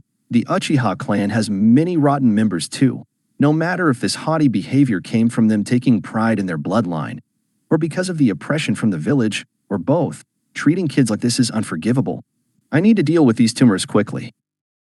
Sasuke turned back and looked at me, and I simply walked towards the kids while gesturing for him to follow me and Naruto. They were 2 boys and a girl around 6 to 7 years old in shabby clothing. The girl was holding her tiny stomach in pain while the 2 other kids were kneeling beside her with worried faces.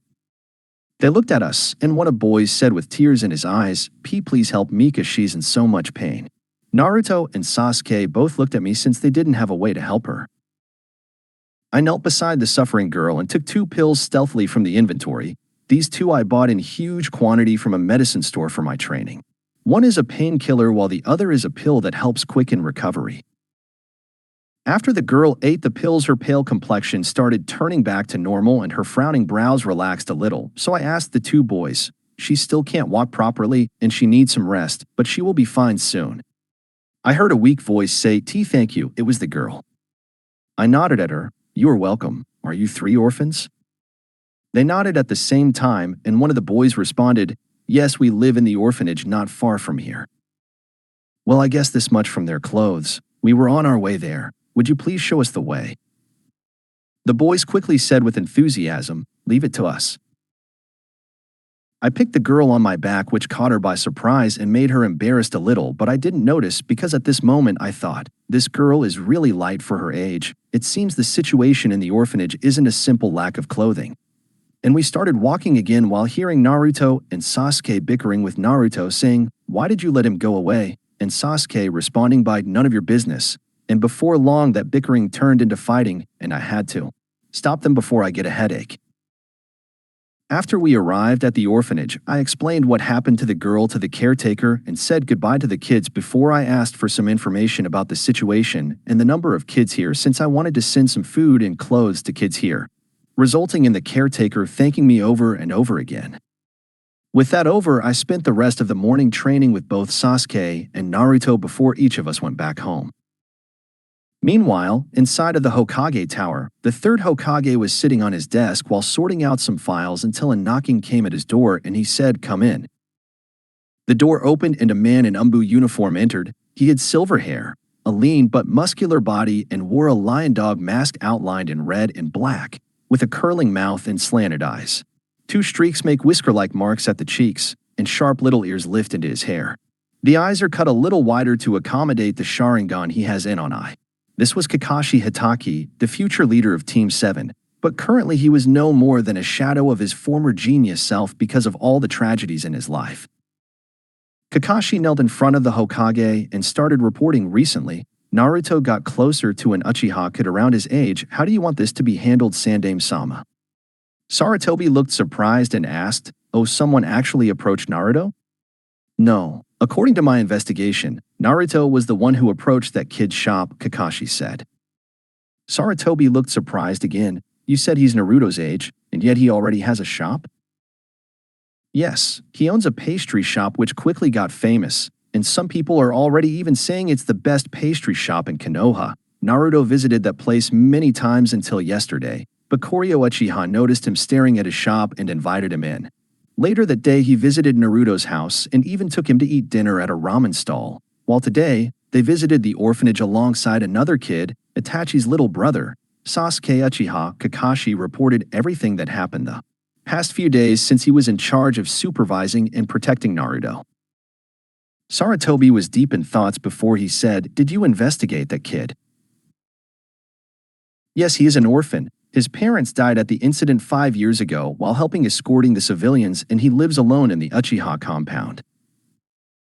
Sarutobi seemed relieved about something and said, "It seems this kid felt sad for Naruto because he's also an orphan. Keep an eye on them just in case, but don't interfere unless you can confirm the involvement of the Uchiha leaders." Kakashi quickly saluted and said, "Yes, sir," before he body flickered away from the office, leaving the third Hokage deep in thoughts.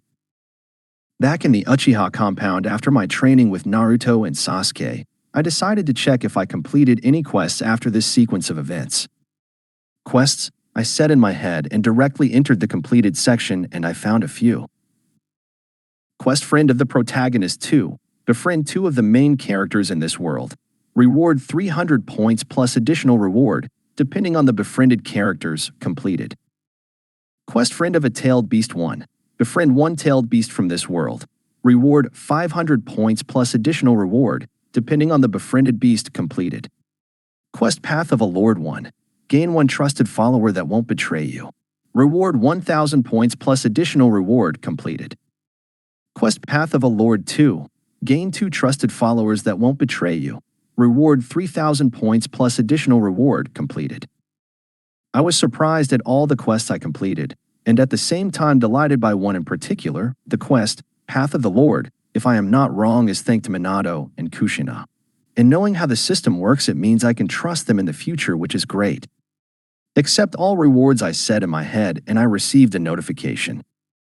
You received 4,800 points, Azura's Chakra, Inheritor of Kurama, Nervous System Enhancement, Advanced Sealing Talent. Azura's Chakra. Hugely increase the user's affinity towards nature's energy. Inheritor of Kurama. Raise the body and chakra talent by 2 levels and grants an additional increase in physical and spiritual abilities. Nervous System Enhancement. Enhance the reaction and information processing speed by 25 times. The Advanced Sealing Talent is self-explanatory, and I didn't hesitate to use everything one by one starting by it. Then I used Azura's Chakra. I felt something circulating in my body before it stopped at my forehead, and I felt so focused like never before. Soon I started feeling a new type of energy in the air I never felt before. different from the normal elements, and sensed a strong desire from my body wanting to absorb it, but I held myself back to continue using my other rewards first. Next, I used Inheritor of Karama and I felt both my body and soul burning, but it wasn't painful for some reason. Slowly, my body started changing. My muscles started enlarging, then tightening, and bigger changes were happening inside my body. My bones' density increased to terrifying degrees. My nerves and skin and chakra channels kept disintegrating and regenerating, and my organs transformed each in different ways. My blood kept evaporating and condensing. As for my soul, I can't even imagine how it changed, but I felt even more connected to my body, giving me a feeling of completeness. The process lasted for an hour before it ended, and I felt like the difference between the current me and me before is like night and day. All my senses were strengthened to a terrifying degree. I can see so far yet clearly, and the same with my hearing. I can hear what the people in houses around are saying clearly, making me feel like a creep. As for my smell, I can smell different scents in a huge radius around me and even differentiate between each of them. Not to mention the terrible strength coursing through every inch of my body, making me feel invincible even though I know I am far from it. Seeing myself almost drunk in the feeling of power, I quickly calmed myself and couldn't help but grin, thinking the risk I took was really worth it. I can tell my reaction and information processing speed were greatly enhanced from this power-up. Just how broken I am going to become after the nervous system enhancement, I thought while quickly using it because I couldn't wait anymore. I suddenly felt all my nerves heating up, and this time, it caused me a terrible pain which I didn't expect since the previous power-up was painless for some reason, but I couldn't ponder it for long because I directly fainted and fell on the floor. 24 hours later, I woke up in a room I didn't recognize, and with my new enhanced senses I could hear a female's voice in another room I recognized as Makoto Uchiha. Will Bakorio-kun really be okay? He's been in this state for a whole day now. The man she's talking to replied with a reassuring look, "Don't worry, Makoto. The doctor said that he's not in pain anymore and will wake up soon." Makoto heaved a sigh of relief before she looked at her husband worriedly. "Husband, do you think someone attacked Bakorio-kun?" Fugaka had a dangerous flash in his eyes for an instant before he said, "We will know when Bakorio wakes up. Let not assume anything for now, but whether he himself believe in what he said, no one knows except for him."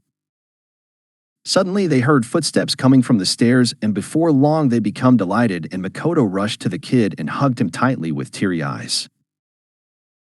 Looking at the woman hugging me and telling me how worried she was about me, I couldn't help but feel my cold heart warming up, and I patted her back saying, "I am okay now. Makoto-san, don't worry." Fugako looked at me and said with a smile, "I am glad you are okay. We were really worried. Sasuke couldn't even train like he's used to." I left Makoto's hug and said with a warm smile, "Thank you for worrying about me, it really makes me happy." Fugaki nodded at me, and we sat together around the table again, and I asked curiously, "Where's Sasuke?" Makoto chuckled softly and said, "He was so worried. He wanted to make sure you get the best medicine, so he went to buy them himself, right? Even if you are feeling well right now, you should take your medicine later, okay?" Makoto finished saying with a stern face, not accepting no for an answer, and I accepted her request since I know she's still worried. Suddenly Fugaka said seriously, "Bakorio, how did you end up like that? Did someone attack you?" Everything is so slow. I thought thanks to my new processing speed I could think of many reasons in an instant, but I went with the most believable one, saying I lately bought some heavy weights and trained with Sasuke and Naruto for the whole morning while wearing them. So when I got home I felt very drained, and the moment I removed them I fainted without even realizing it. Hearing the reason for me fainting wasn't from someone attacking me made them heave a sigh of relief, but at the same time Makoto became angry, but she calmed herself and said, "Bakorio-kun, why did you train recklessly like this?" I said, "Because I want to become strong." Her anger rose again, and she said, "You are only 5 years old, you shouldn't be worried about getting strong." I looked at her deeply. "Makoto-san, do you really believe we are living in a period where you can live even if you are weak? Unfortunately, it's very clear to me that the clan's future is not optimistic, and I need strength to change it and protect those I care about in it." Looking at my seriousness, both Makoto and Fugaki were speechless, since even Itachi didn't show this level of intelligence at such a young age, and at the same time it made them delighted that he was training to help the clan's situation, making Makoto feeling bad for her. getting angry at him while Fugaku asked seriously, Bakorio, how much do you know about the clan's current situation in the village? I know more than you, that's for sure. I thought inwardly and responded, I know a lot. Let's see what this young man thinks. Maybe he will help me find a way to deal with this helpless situation, Fugaku thought, feeling sad at his life trying to consult a 5-year-old. Well, where should I start from? I quickly organized my mind about what to say and what to leave since being too informed will be suspicious, so I started explaining by stating the obvious. First of all, the fact that we were banished to the outskirts of the village has a very clear meaning. Konoha's council and even the Hokage do not trust us, and according to the information I gathered, the situation was similar. Even before the Nine Tails incident, but they used the incident as a leverage to corner our clan without even a proof of our involvement in it and removed whatever authority we had left except for the police force, which I will discuss in a moment. Now, if we rely on history alone, tension between our clan and the village started because of Madara Uchiha defecting, or so how the village would like to make it seem, but there was no reason for further conflict, yet somehow it never stopped. I thought hard about this. At first, I thought it was the Shinju clan's doing, but that poor clan, which was the main founder along with our Uchiha clan, is already exterminated with only Tsunade, Shinju, still alive somewhere since she left the village.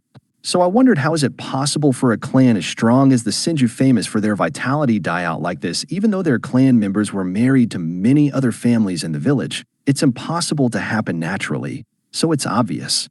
Someone was behind it, and there is only 3 possible culprits that had enough power at that time to do this. First, the 3rd Hokage, second, the Elders Council, and third is our clan, but I know it's not our clan, so that leaves either the 3rd Hokage or the Elders Council. Whoever it was, it's impossible for the 3rd Hokage to not know, so that guy is very shady to me. As for from the Elders Council, I think the biggest suspect is Danzo with his root organization, plus I am sure they killed a lot of people legally by throwing them in the front lines at the 2nd and 3rd Ninja Wars like they did to us. As for the motivation to eliminate us, there are 2 possibilities. One, they are after our bloodlines, and second is to have all the power in the village, and either way they will try to exterminate us. That's what I know. Mikoto and Fugaku's faces kept changing, starting from curious to dumbfounded, to shock, and lastly horror, realizing that whatever hope they had for the village was pointless, and they stayed silent for a long time before Mikoto asked worriedly, Bakorio-kun, what do you think we should do? And at this moment Fugaku too raised his head from his contemplation and looked at me, hoping I have solution to this predicament since I could think about the situation this well. I looked at her thoughtfully and said, right now, we should first fix our reputation in the village, and this brings me to the situation of our police force. It's causing more harm than good to us, especially with how some of their members use their authority to bully villagers. I don't know if Sasuke told you this or not, but yesterday, I took both Sasuke and Naruto to the orphanage, and on the way there we came across a member from the police hitting orphan kids just because they accidentally bumped into him, and under the watch of many people at that. People like this should be dealt with properly, or they will drag the whole clan down. Both Mikoto and Fugaku looked very angry after I explained yesterday's incident, and I continued saying, while this time I looked at Fugaku deeply, and remember this, having a strong enemy is way better than having an unreliable friend. Fugaku's eyes flickered sadly for a moment before he calmed down. Well, I guess you got my meaning, I thought, and Fugaku said coldly, after getting banished to the outskirts. The other elders of our clan became lenient and ignored these kind of incidents, but we can't afford to tolerate this behavior anymore and give our enemy a reason to deal with us, so I will make sure to fix it no matter what. I looked at him with a smile and said, good, and don't worry, I also have other plans to raise the clan's reputation. The silent Mikoto looked at me curiously and said, how do you plan to do so, Bakorio-kun? I plan to open new branches for my pastry shop and even other kinds of food shops and select people from our clan with good temperament to work there. I will raise their pay depending on how good the feedback from their customers is. This way it will push them to act better with people without us ordering them, and no one will suspect that our real purpose is to raise our reputation, since even our workers won't know. But you shouldn't tell anyone, not even Sasuke or Itachi. What do you think? I said, and I could see both their eyes light up. Makoto looked at me excitedly and said, Bakorio-kun, you are amazing. Can you please let me help in this project? I nodded with a smile. Of course, you will make my job easier managing different shops, and she smiled happily at my agreement. While Makoto thought this was a good solution, Fugaku was thinking deeper. Does he not trust the clan? Do we have spies? He's being too cautious, but I think this is for the better. For some reason it made him think about his eldest son Itachi, but he tried to dismiss those thoughts for now. We discussed some more, and reached an agreement on how many shops we should buy, and who to hire as workers, and only stopped when Sasuke came in with a serious look saying, I am back, before it quickly turned to happiness when I called him like a certain scorpion. Yo Sasuke, come over here. Bakorio, how are you feeling right now? He asked worriedly. Don't worry, I was just taking a nap, I responded with a smile. You call being in a coma for the whole day a nap, he said with some anger, making him look cute. Oh man, you should see me when I sleep. I hibernate for entire seasons, I said with a grin, making him even more annoyed by my teasing. Let's train together later, okay? I said and ruffled his hair until I felt a chill down my back and saw Makoto smiling at me in a very sadistic way. Bakorio-kun, what do you mean train later? She said. I weakly smiled at her and said, I meant train our eating and sleeping skills, of course. She smiled, satisfied with my answer, before she left to prepare us some lunch while Fugaku went out to prepare what we planned, and so I found myself alone with Sasuke, so I asked him, how's Naruto doing? Sasuke snorted and said, he's doing fine. He was worried about you and wanted to come with me to our clan, but we met the Hokage on our way, and he took Naruto with him. I nodded at him while inside I thought with a grin, your good cop bad cop attitude won't work anymore. Hiruzen, Minato, and Kushina are able to communicate with Naruto at any time. They will make sure that you will get no information. As I was enjoying my lunch with Makoto and Sasuke, somewhere else inside of Konoha, an old man wearing a hat and haori with a red, full-length kimono that is tied using a white sash was walking towards a simple but popular restaurant with the name Ichiraka Ramen. While holding a smoking pipe, alongside him walked a little kid with spiky blonde hair, and from his face, he seemed to be in a bad mood for some reason, even though many in his position would be happy walking alongside this old man. They both took a seat on the stall, and Hiruzen said with a warm smile, it's been a while since I took you out for ramen. Naruto, how you are doing these days? Naruto didn't even look at him and said, I'm fine. Hiruzen looked surprised because this sad kid, which used to be easy to get close to, suddenly became distant, so he said, let's order first, and so they ordered while thinking after Naruto sees the food his mood will improve. Yet as the ramen was quickly prepared by the skilled Tuchi and served. In front of them, Naruto was still in the same bad mood, making Hiruzen frown secretly, so he asked, you seem to be in a bad mood, did something happen? Naruto, who was about to start eating, suddenly stopped and said while glaring at Hiruzen, yes, my friend is sick and I was in my way to visit him with Sasuke, but you just had to appear at that time. Were you following me, or what? Hiruzen's eyes flickered at the question and thought, well, of course I won't let you enter the Uchiha compound alone, but was this question a coincidence?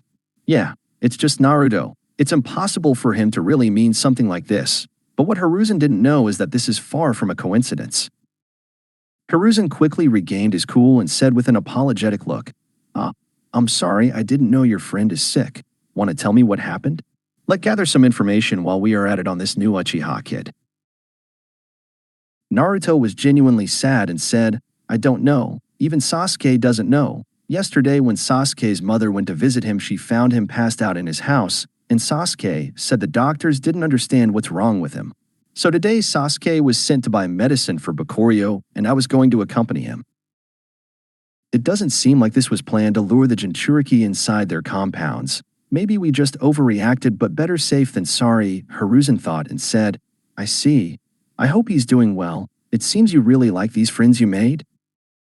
Meanwhile, inside Naruto's seal, Kushina was getting really mad at how blatantly Hiruzen was interrogating Naruto in the guise of a harmless old man, while Minato kept trying to calm her down with a weak smile hiding behind it, the coldness growing in his heart. Naruto with a stuffed face said, yes, I like Bakorio. As for Sasuke, he's just annoying. Hiruzen said, oh, it seems this Bakorio is really amazing for you to like him this much. Naruto's eyes lit up before they dimmed again, and while eating he said, "Yes, Bakorio is the nicest person I know. I just wish he wasn't obsessed with money and rather be more talented than Sasuke so we could beat him up." Oh, good to know another monster isn't going to come out from the Uchiha clan. Dealing with Shursui and Itachi is hard enough, Hiruzen thought, but found something weird and asked, "What do you mean obsessed with money?" Naruto stuffed his face with food again to hide his expression as his father ordered him and said, "Well, Munch he always says his dream is to become the richest man in the world." At this moment Hiruzen remembered that the kid already has a pastry shop and thought, he's simply someone who wants to make money. Maybe he will end up as a businessman or something, either way nothing to be worried about, and decided to end this conversation since he got what he wanted.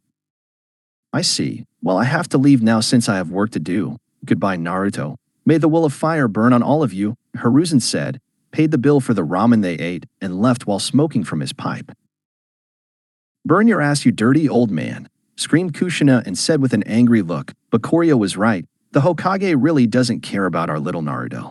Minato nodded agreeing with her, and she followed saying, "I told you it wasn't worth it to sacrifice yourself and leave Naruto alone to these people." Minato gave her a guilty look and said, "I am sorry, Kushina. Let's just hope Bakorio-kun can really help make new bodies for us, so we can take care of Naruto properly." Kushina nodded with expectations in her eyes and asked her husband, "Do you really intend to work for him?" Minato nodded. "I made a promise, plus we are really indebted to him for giving us the chance to take care of Naruto, so as long as it's not harming innocents, I will help with anything he needs." Kushina looked at her husband approvingly and said, "Yes. We are really indebted to him. Helping him is the least we can do. Let's see what he needs when we meet him next time." Minato nodded at her before they started talking with Naruto about various things. Back at the Uchiha clan head's house, I was finally back alone in the room I woke up in and had time to check my progress, so I said in my head. Status. Name, Bakorio Uchiha. Health, 7,800, plus 100 per minute. Chakra, 11,800, plus 160 per minute. Stamina, 3,000, plus 40/min. Attributes, Strength 120/agility 100/physique 200/vitality 250/stamina 300/spirit 400. Skills, Throwing Art level 37, Slithering Throwing Art level 19, Close Combat Fighting level 61, Water Bullet Jutsu level 15, Clone Jutsu level 1, Transformation Jutsu level 1, Shadow Clone Jutsu level 1. Cooking level 21, Chakra Control level 19, Meditation level 21. Abilities, Save and Load, Map. Bloodline, Uchiha 50%. Talents, Chakra Master. Body Great Master, Cooking Advanced, Sealing Advanced, Asterisk. I was surprised at how crazy my attributes has risen. With these attributes, if I had only high agility but average strength, I would still be as strong as Lee at the Chunin exams. But with both high strength and agility, I should be capable of dealing with special Jonin level ninja. Add to that my physique and vitality, and then I would simply be a war machine if unleashed on a battlefield. But if we add my senses and reaction speeds, even I can't estimate how strong I am right now, since fighting isn't just about attributes. In the ninja world, unless you have a crazy defense like a Susanoo or something, tactics will allow you to skip levels easily. I also noticed that my attributes gave me more health and chakra than previously, probably because of the increase in my chakra and body talents. Now I think my chakra is at Jonin level. I only lack some ninjutsu and more practice on my control, which I believe will be easier with my current level of talent. Satisfied with my progress, I started thinking what my next course of action should be. Learn as much as I could from Minato and Kushina, since I am lacking a lot in ninjutsu, and seals while training my body to reach Jonin level with it alone, and even elite Jonin if possible, expand my business, and finally collect information on a very dangerous person with an even more dangerous ability. I thought, of course, I was thinking of one of the two people with a Mangekyo Sharingan in the clan, Shursui Uchiha. While I was planning my future and recovering under the watch of Mikoto and Sasuke, a conversation was ongoing between Hiruzen, who just got back to his office, and a frail old man using a cane to support himself. He had black, shaggy hair, and his right eye was bandaged, concealing a Sharingan underneath. On his face, he has an X-shaped scar on his chin, something he had ever since his youth. He wore a white shirt, with a black robe over the top of it covering from his feet to just over his right shoulder. The robe conceals his right arm, which was bandaged and covered with 3 large golden braces, an arm that would be implanted with Uchiha eyes in a normal future. This was the titled Darkness of the Shinobi, Shimura Danzo. We can't let the Jinchuriki stay close with those Uchiha kids. Who knows if they were trying to draw him inside their compounds or not, and with the village weakened, this is a great opportunity for them to rebel against the village. Danzo said with anger apparent on his face. No matter how much Danzo is hated, he is a very smart and shrewd person, for the Uchiha in the future will really plan to use the Nine Tails in their rebellion and control it through Fugaku's Mangekyo Sharingan. Unfortunately, Itachi betrayed them and relayed this information to the elders directly. Danzo, you shouldn't be too distrustful. After all, the Uchiha are our comrades in arms, but you were right, we can't allow the Jinchuriki alone in the Uchiha compounds, so I will ask Kakashi to be careful and talk with Shursui and Itachi to act as backup if needed, since they can be trusted. Now that I think about it, I was planning on inviting Itachi into Umbu when he grows up a little more, but it seems like I have to do it earlier. He's more than qualified with his current strength anyways. What do you think? Danzo said Hiruzen. No. Hiruzen, you are taking a huge risk relying only on the strength of a few kids to protect the Jinchuriki, and they might even betray us. It's better if you give him to me. I will train him and make sure he's loyal to the village, and we won't need to worry about all these things, said Danzo, trying to take Naruto into his root and brainwash him. Enough. You think I don't know who's spreading all those rumors on the kid? You already made his life hard enough by isolating him like that, and now you want to ruin it completely. I already failed my promise to his parents, but I won't fail it more than it is already. Hiruzen replied with anger. Danzo tried to make a case for himself, but Hiruzen quickly cut him off and dismissed him while saying, "This is an order. Danzo, don't do anything stupid right now. The situation in the village is already bad enough." Danzo snorted and left without saying anything, with a cold look in his visible eye. If you don't want to act, I will act myself, thought while remembering the information he got on the kid who caused this situation. Next morning, I had a talk with Fugaku about the preparations for the business, and he said that he's in the process of choosing workers from the clan, and I can start selecting from them starting tomorrow, making me surprised at how fast he works. But maybe he's very stressed from the situation, even though he keeps a stoic face. For the shops, we decided on 4, 3 to expand the pastry business and the remaining 1 to start a new business. I was planning to make it an Italian restaurant, which is something new here and would cause a huge impact. After we were done with our discussion, I asked Fugaku if I could visit the clan library, and he accepted without hesitation, making me excited at the different jutsus I can learn there. Then I insisted to Makoto and Sasuke that I was fine and left to my home, but not before promising to come back to train with Sasuke.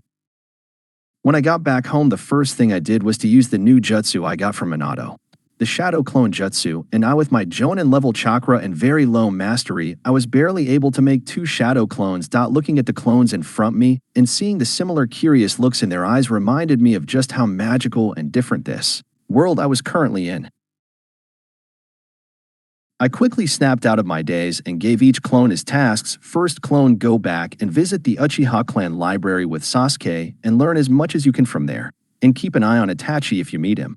Second clone, go and reopen my pastry shop, and when you are done, visit Naruto and learn as much as you can from Minato and Kushina. Understood, they replied at the same time before each left to do his tasks. I need to fix the problem of my shop not working without me there. Hopefully I will find trusted workers tomorrow to pass on some of my recipes, I thought. Now that I have nothing holding my real body back, the real training shall begin. I stealthily left my house undetected thanks to my map and senses towards a deserted area surrounded by trees. Opening the shop function, I quickly bought new weights since the old ones weren't useful anymore and focused all my energy on testing and training. First, I wanted to see how hard my body was, so I retrieved a sharp kunai from my pocket and started stabbing it slowly in my arm, and it took all my effort for it to puncture my skin, but I couldn't push it further through my muscles. And the moment I removed it only took 3 or 4 seconds for my skin to go back to normal, making me excited at the effect of my high physique and vitality. With that out of the way, I put on my weights and started a grueling training regimen for my body and chakra control. Training my body is obvious. As for chakra control, I started walking on a pond each time with different weights on me, and when I get used to them, I start jumping and doing all kind of movements on the water, and thanks to my huge talent and perception, my control kept rising at a dramatic speed, and so is my physical strength. With the increase of my body talent to great master level, one day of training is the same as 16 days by my previous talent. Add to that I am training almost double the time since I am free thanks to my clones. Just this one day of training is equivalent to all my hard work this past month. At the evening, both my clones returned home and dispelled themselves, and I got all of their knowledge and experience, but I ignored it for now and started focusing on training something else. My shadow clone jutsu. So without hesitation, I started using it and analyzing the way I am doing it, causing its level to start rising quickly, signifying I am wasting less and less chakra and my clones are becoming more durable, and by the time night fell I was capable of creating 4 clones.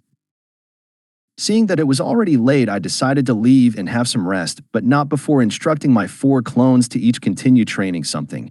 When I gave him my 2 rare double-edged short swords to train on using them, another was tasked with taijutsu, another with sealing arts, and the last one with a D rank but very useful jutsu one of my clones learned from Minato, the body flicker jutsu, which allows the user to instantly travel a short distance. The theory behind this jutsu is very simple. Since chakra is a combination of physical and spiritual energies, for this jutsu you deconstruct chakra back to physical energy, which greatly enhances the body, allowing the user to achieve huge speeds and strength. But as any jutsu, and not to mention a lower rank one, it has many disadvantages. First, the user can only move in one direction, and because of this it's rarely used in battle, since if used against an enemy that has better battle experience or certain abilities to read your movement, you will end up sending yourself to your grave. Second, it consumes a huge amount of stamina from the user, so continuous use leads to quick exhaustion. Third, since it only increases the speed and strength, defense not included, it cannot be used to inflict direct damage relying on the increase in strength. Otherwise, the user might cause more harm to himself than the enemy. It's possible to fix these problems, but not anyone can do it. For the first, having a dojutsu like the Sharingan or naturally high reaction speed like Minato can help. Otherwise, a normal ninja can only fix it with very high mastery and battle experience. For the second problem, the user needs to gain huge mastery and control over the physical energy generated from deconstructing the chakra and use it to enhance not the whole body, but only the part needed for the least amount of time to minimize the consumption of stamina. For the third, the user needs to increase their defense or vitality to allow for the body to handle the increase in strength by training or having special bloodline or through other jutsu to complement it. In my case, I will make sure to master reverting chakra into physical energy and controlling this energy. The rest can be dealt with my high physique and reaction speed. With the training decided, I went back stealthily the same way I left. When I arrived, the exhaustion hit me hard, so I made a simple dinner and went to sleep. Next morning, I woke up energetic, so I went to the kitchen to prepare my huge breakfast and lunch to have energy for my training, and while at it, I dispelled my clones, making me satisfied at their progress. I already got the basics on using the short swords and sealing arts. My taijutsu training caused my close combat mastery to rise a little bit, but not too much, since it's very hard to raise the level of a skill the higher the level, but it was still good visible progress. Instead, the biggest progress was with the body flicker jutsu, lowering its bad effects a little, and I noticed I gained 2 new skills: physical energy control and spiritual energy control. Gaining physical energy control is understandable because of the body flicker jutsu, but the spiritual energy control, I thought deeply about it, and I could only come up with the guess that it's because of the shadow clone jutsu training I did. I was only thinking of improving the physical element of it and lowering the chakra consumption, but now that I think about it, it uses a combination of both physical and spiritual energies, and the realization suddenly hit me. Did Tobirama create this jutsu based on his observation of the tailed beasts? I thought, feeling that they were really similar. I will test it more later, I thought. Satisfied with my progress, I sent a clone to discuss with Fugaku about the business and another to continue training under Kushina and Minato, while my real body and the rest will continue training various things. At the Uchiha clan house, I was surprised at the level of activity this early in the morning, and as I knocked on the door, it quickly opened by a happy and excited Sasuke. "Bakorio, I was just about to come to your house to invite you. Come in." I looked at him surprised at his enthusiasm this early in the morning. "Sasuke, did something good happen?" Sasuke nodded and with a proud look and stars in his eyes said, "Yes, Brother Itachi was invited to join Anbu. He's the youngest person to join them at the age of 11, and we are preparing a celebration for him." I asked if something good happened. "You idiot," I thought in my head while outside. I showed him a happy smile. "Oh, that's indeed amazing," I responded, and before long Makoto came out of the kitchen calling me, "Bakorio-kun, you came just in time. Can you please help us with the preparations before Itachi comes back?" I smiled at her and said, "Of course, let me help you out in the kitchen." Makoto's eyes lit up remembering how good my food is, so she exclaimed, "Great.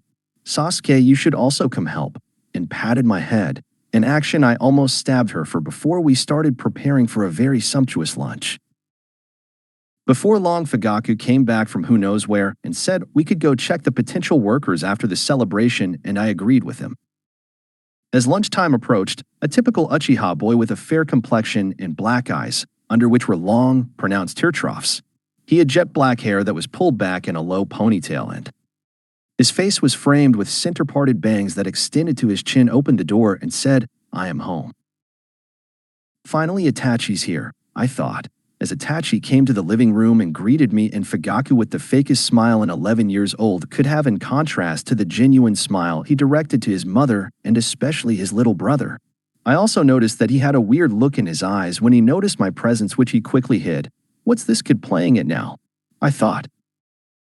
As Itachi sat down, Fugaku said with a stoic look that rarely breaks, "Congratulations, Itachi. You are really the pride of our Uchiha clan. Keep working hard to regain the prestige of our clan." Itachi had a dark look in his eyes and said, "Thank you. I will make sure to work hard to make Konoha a better place. Wow, how I really miss having popcorn to watch this new episode of Naruto." I thought in amusement, as in this room only Sasuke is oblivious to the meaning of his brother's response. Makoto quickly diffused the situation by saying, "Sasuke, come help serve the dishes before they get cold," and so not long after, we started enjoying our lunch, and even the gloomy Itachi that keeps thinking about his BS life and death philosophy showed an innocent smile fitting of his age when he was eating and complimented the food. Done with this celebration, I was surprised that the one accompanying me to select the workers was Makoto and not Fugaku, and when I asked her, she simply said with a smile, "Do you not want me as your manager anymore?" "Of course not. Let's go," I replied with a grin while hoping I find some useful people.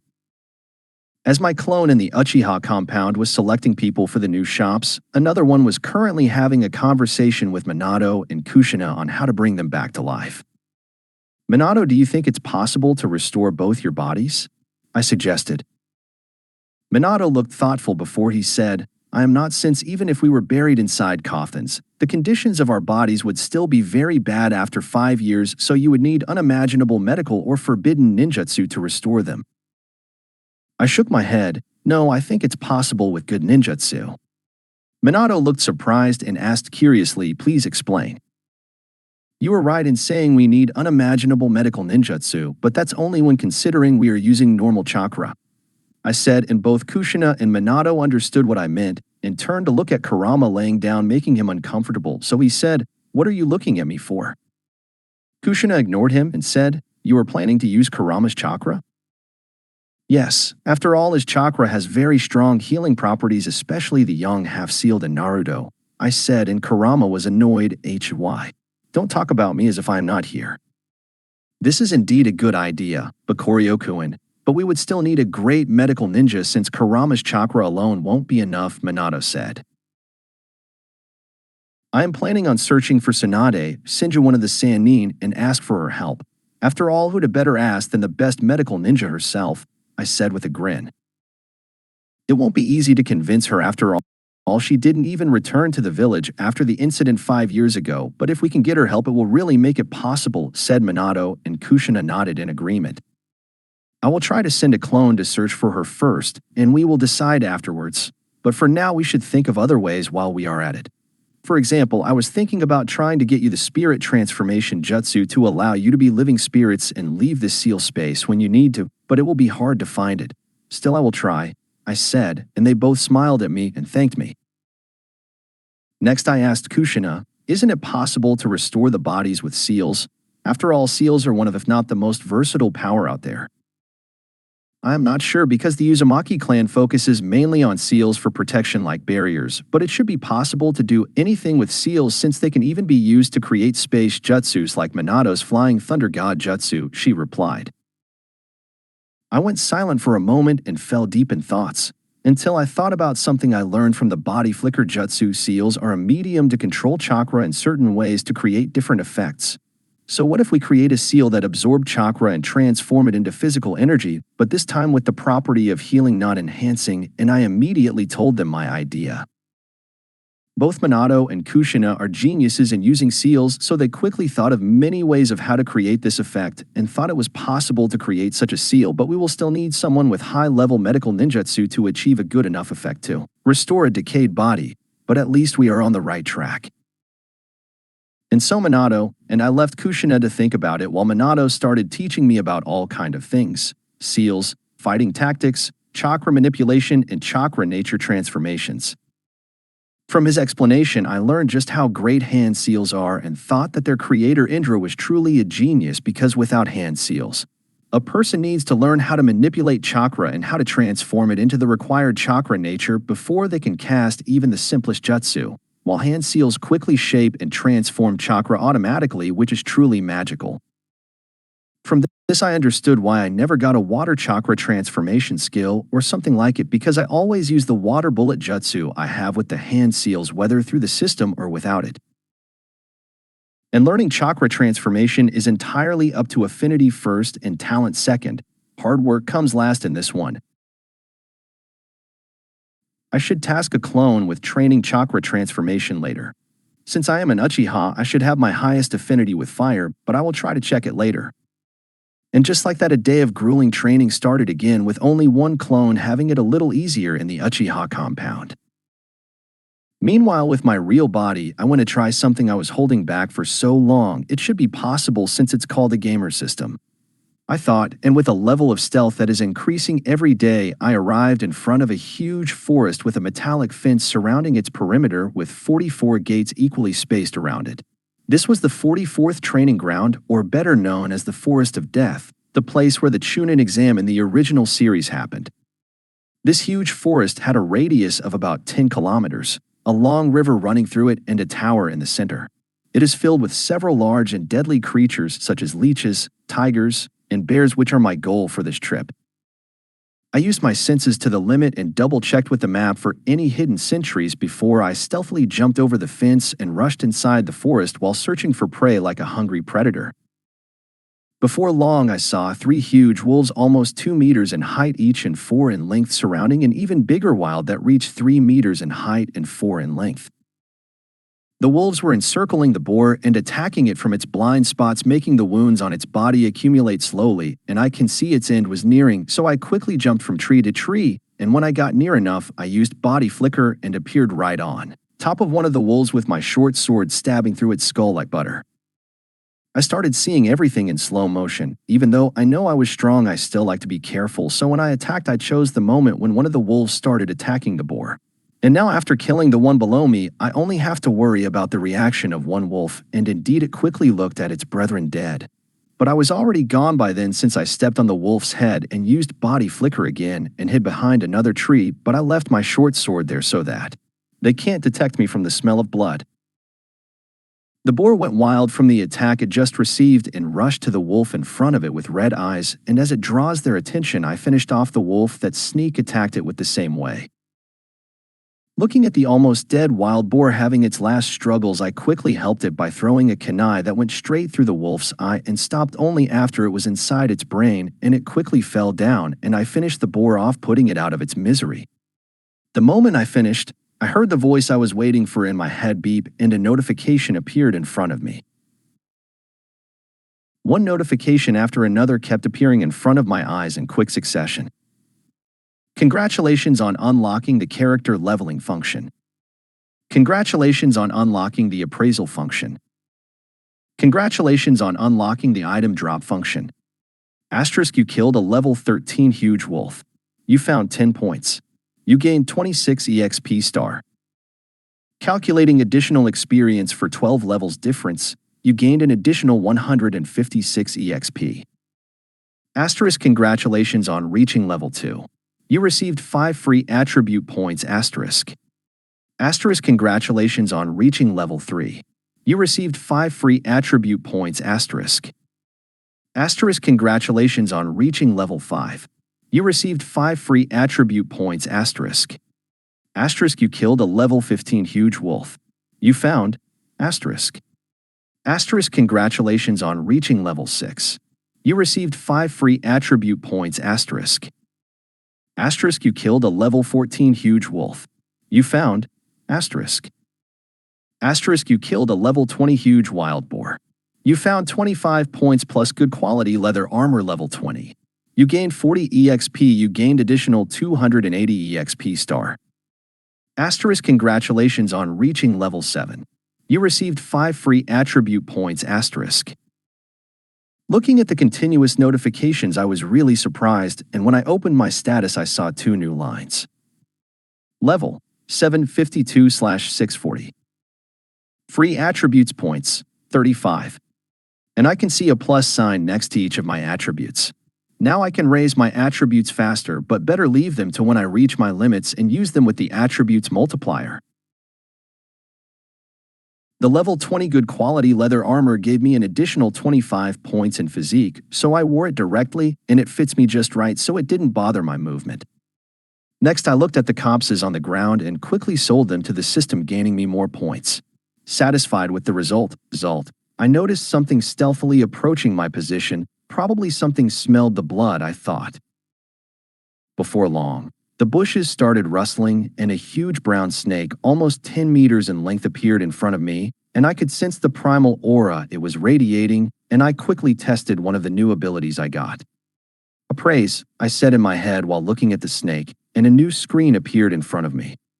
Asterisk name, huge brown snake. Level, 22.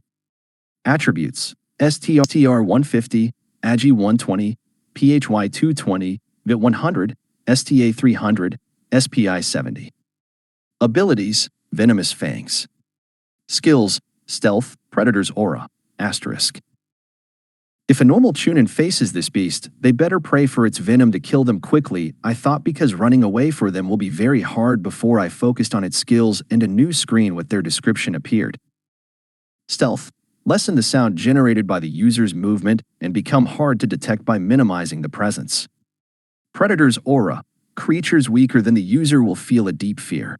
Effect depends on the difference in strength.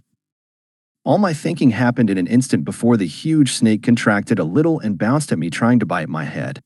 I could see its sharp fangs shining with a few drops of green venom enlarging in my vision at a very fast speed, and I waited for it to come near enough so it couldn't change its direction, and with my very sharp short sword in hand, I leaned back, becoming parallel to the ground, and its head passed above me, dodging it successfully. But I didn't stop here because I quickly put chakra on my feet to stick to the ground and stabbed my sword on its neck, passing above me, and thanks to the momentum from its jump, my sharp sword kept cutting it and left a very long bleeding laceration on its lower body. But before I enjoyed my achievement, I found myself drenched in the snake's blood, making me feel disgusted, yet never dodge under anything in the future. I thought while watching the snake squirming on the ground before it completely died, and I received a notification and was disappointed because I didn't receive any item, only points and experience. So I dissected the body and only kept the poison gland and sold the rest before I went to the river to wash my body and sent a clone to continue on with my hunt while I went back to my training. Back at the Uchiha compound, my clone alongside Makoto arrived in front of a building, and she explained that it's used to manage the Uchiha income and spending. So it's something like a treasury, I thought. We entered inside and we saw many Uchiha civilians sitting in the reception area, and they greeted Makoto enthusiastically while casting curious looks at my direction, which I completely ignored. And we both went in the direction of a room with a simple office, the place where we are going to do the interviews. Sigh, why am I the only unlucky clone getting this boring task, the clone thought. Soon after, we started calling people in one by one, and every time, they seemed surprised that I was the one asking the questions and not Makoto, and whenever I see the famous Uchiha arrogance igniting in someone's face, I directly eliminate them from my hiring list, because seeing how they react to me being a kid is the main test of this interview. After all, for the second purpose of the shops, whereas Fugaku thinks of it as the main purpose, having people that can tolerate a kid interviewing them like a boss is a good sign that they have good temperament and can deal with most people. At the end of the day, my clone chose 16 people, 9 for the restaurant opening soon. 4 of them have some experience in cooking and 3 will work as waiters, 1 cashier and 1 manager. As for the other 7, 4 will work as the main bakers for each pastry shop, and the last 3 will simply work as cashiers. I instructed them that I will be giving them lessons before they start working, and of course, if they leak anything, I will make their lives worse than hell. We also agreed on the pay structure having a fixed minimum pay but also having the possibility of increasing through customers' feedback. Also, when the shops open, there will be regular inspections done by either me or my head manager Makoto, and any lack in quality, product, or performance will be punished, and in severe, it will cause the person to be fired directly. After settling everything, my clone finally heaved a sigh. Now everything is on you, Fugaku, the clone thought, since now what's left is acquiring the shops with good locations. But of course someone is already trying to hinder this when he heard the Uchiha clan is trying to sink their foot on the food industry, and that person is Shimura Danzo. The Shimura clan is probably in control of most of the finances in Konoha. Proof of that is how Danzo was capable of financing Orochimaru's experiments and even creating the whole route A and B. And now he's using those same finances and connections to hinder Fugaku from getting a good location, and even contacting some of the shop owners to raise the prices to make it even harder, and some clans even helped willingly, especially those that base their business on the food industry like the Akimichi clan. Still, just like there's people willing to help Danzo, many people who hates him for the way he handled things decided to help Fugaku, and one of them is the Hitaki clan. Probably trying to repay the favor of him not causing Kakashi trouble when he came back with the Sharingan, but this clan, which is in charge of handling Konoha's farmlands, helped Fugaku greatly, and after a week Fugaku finally bought all shops.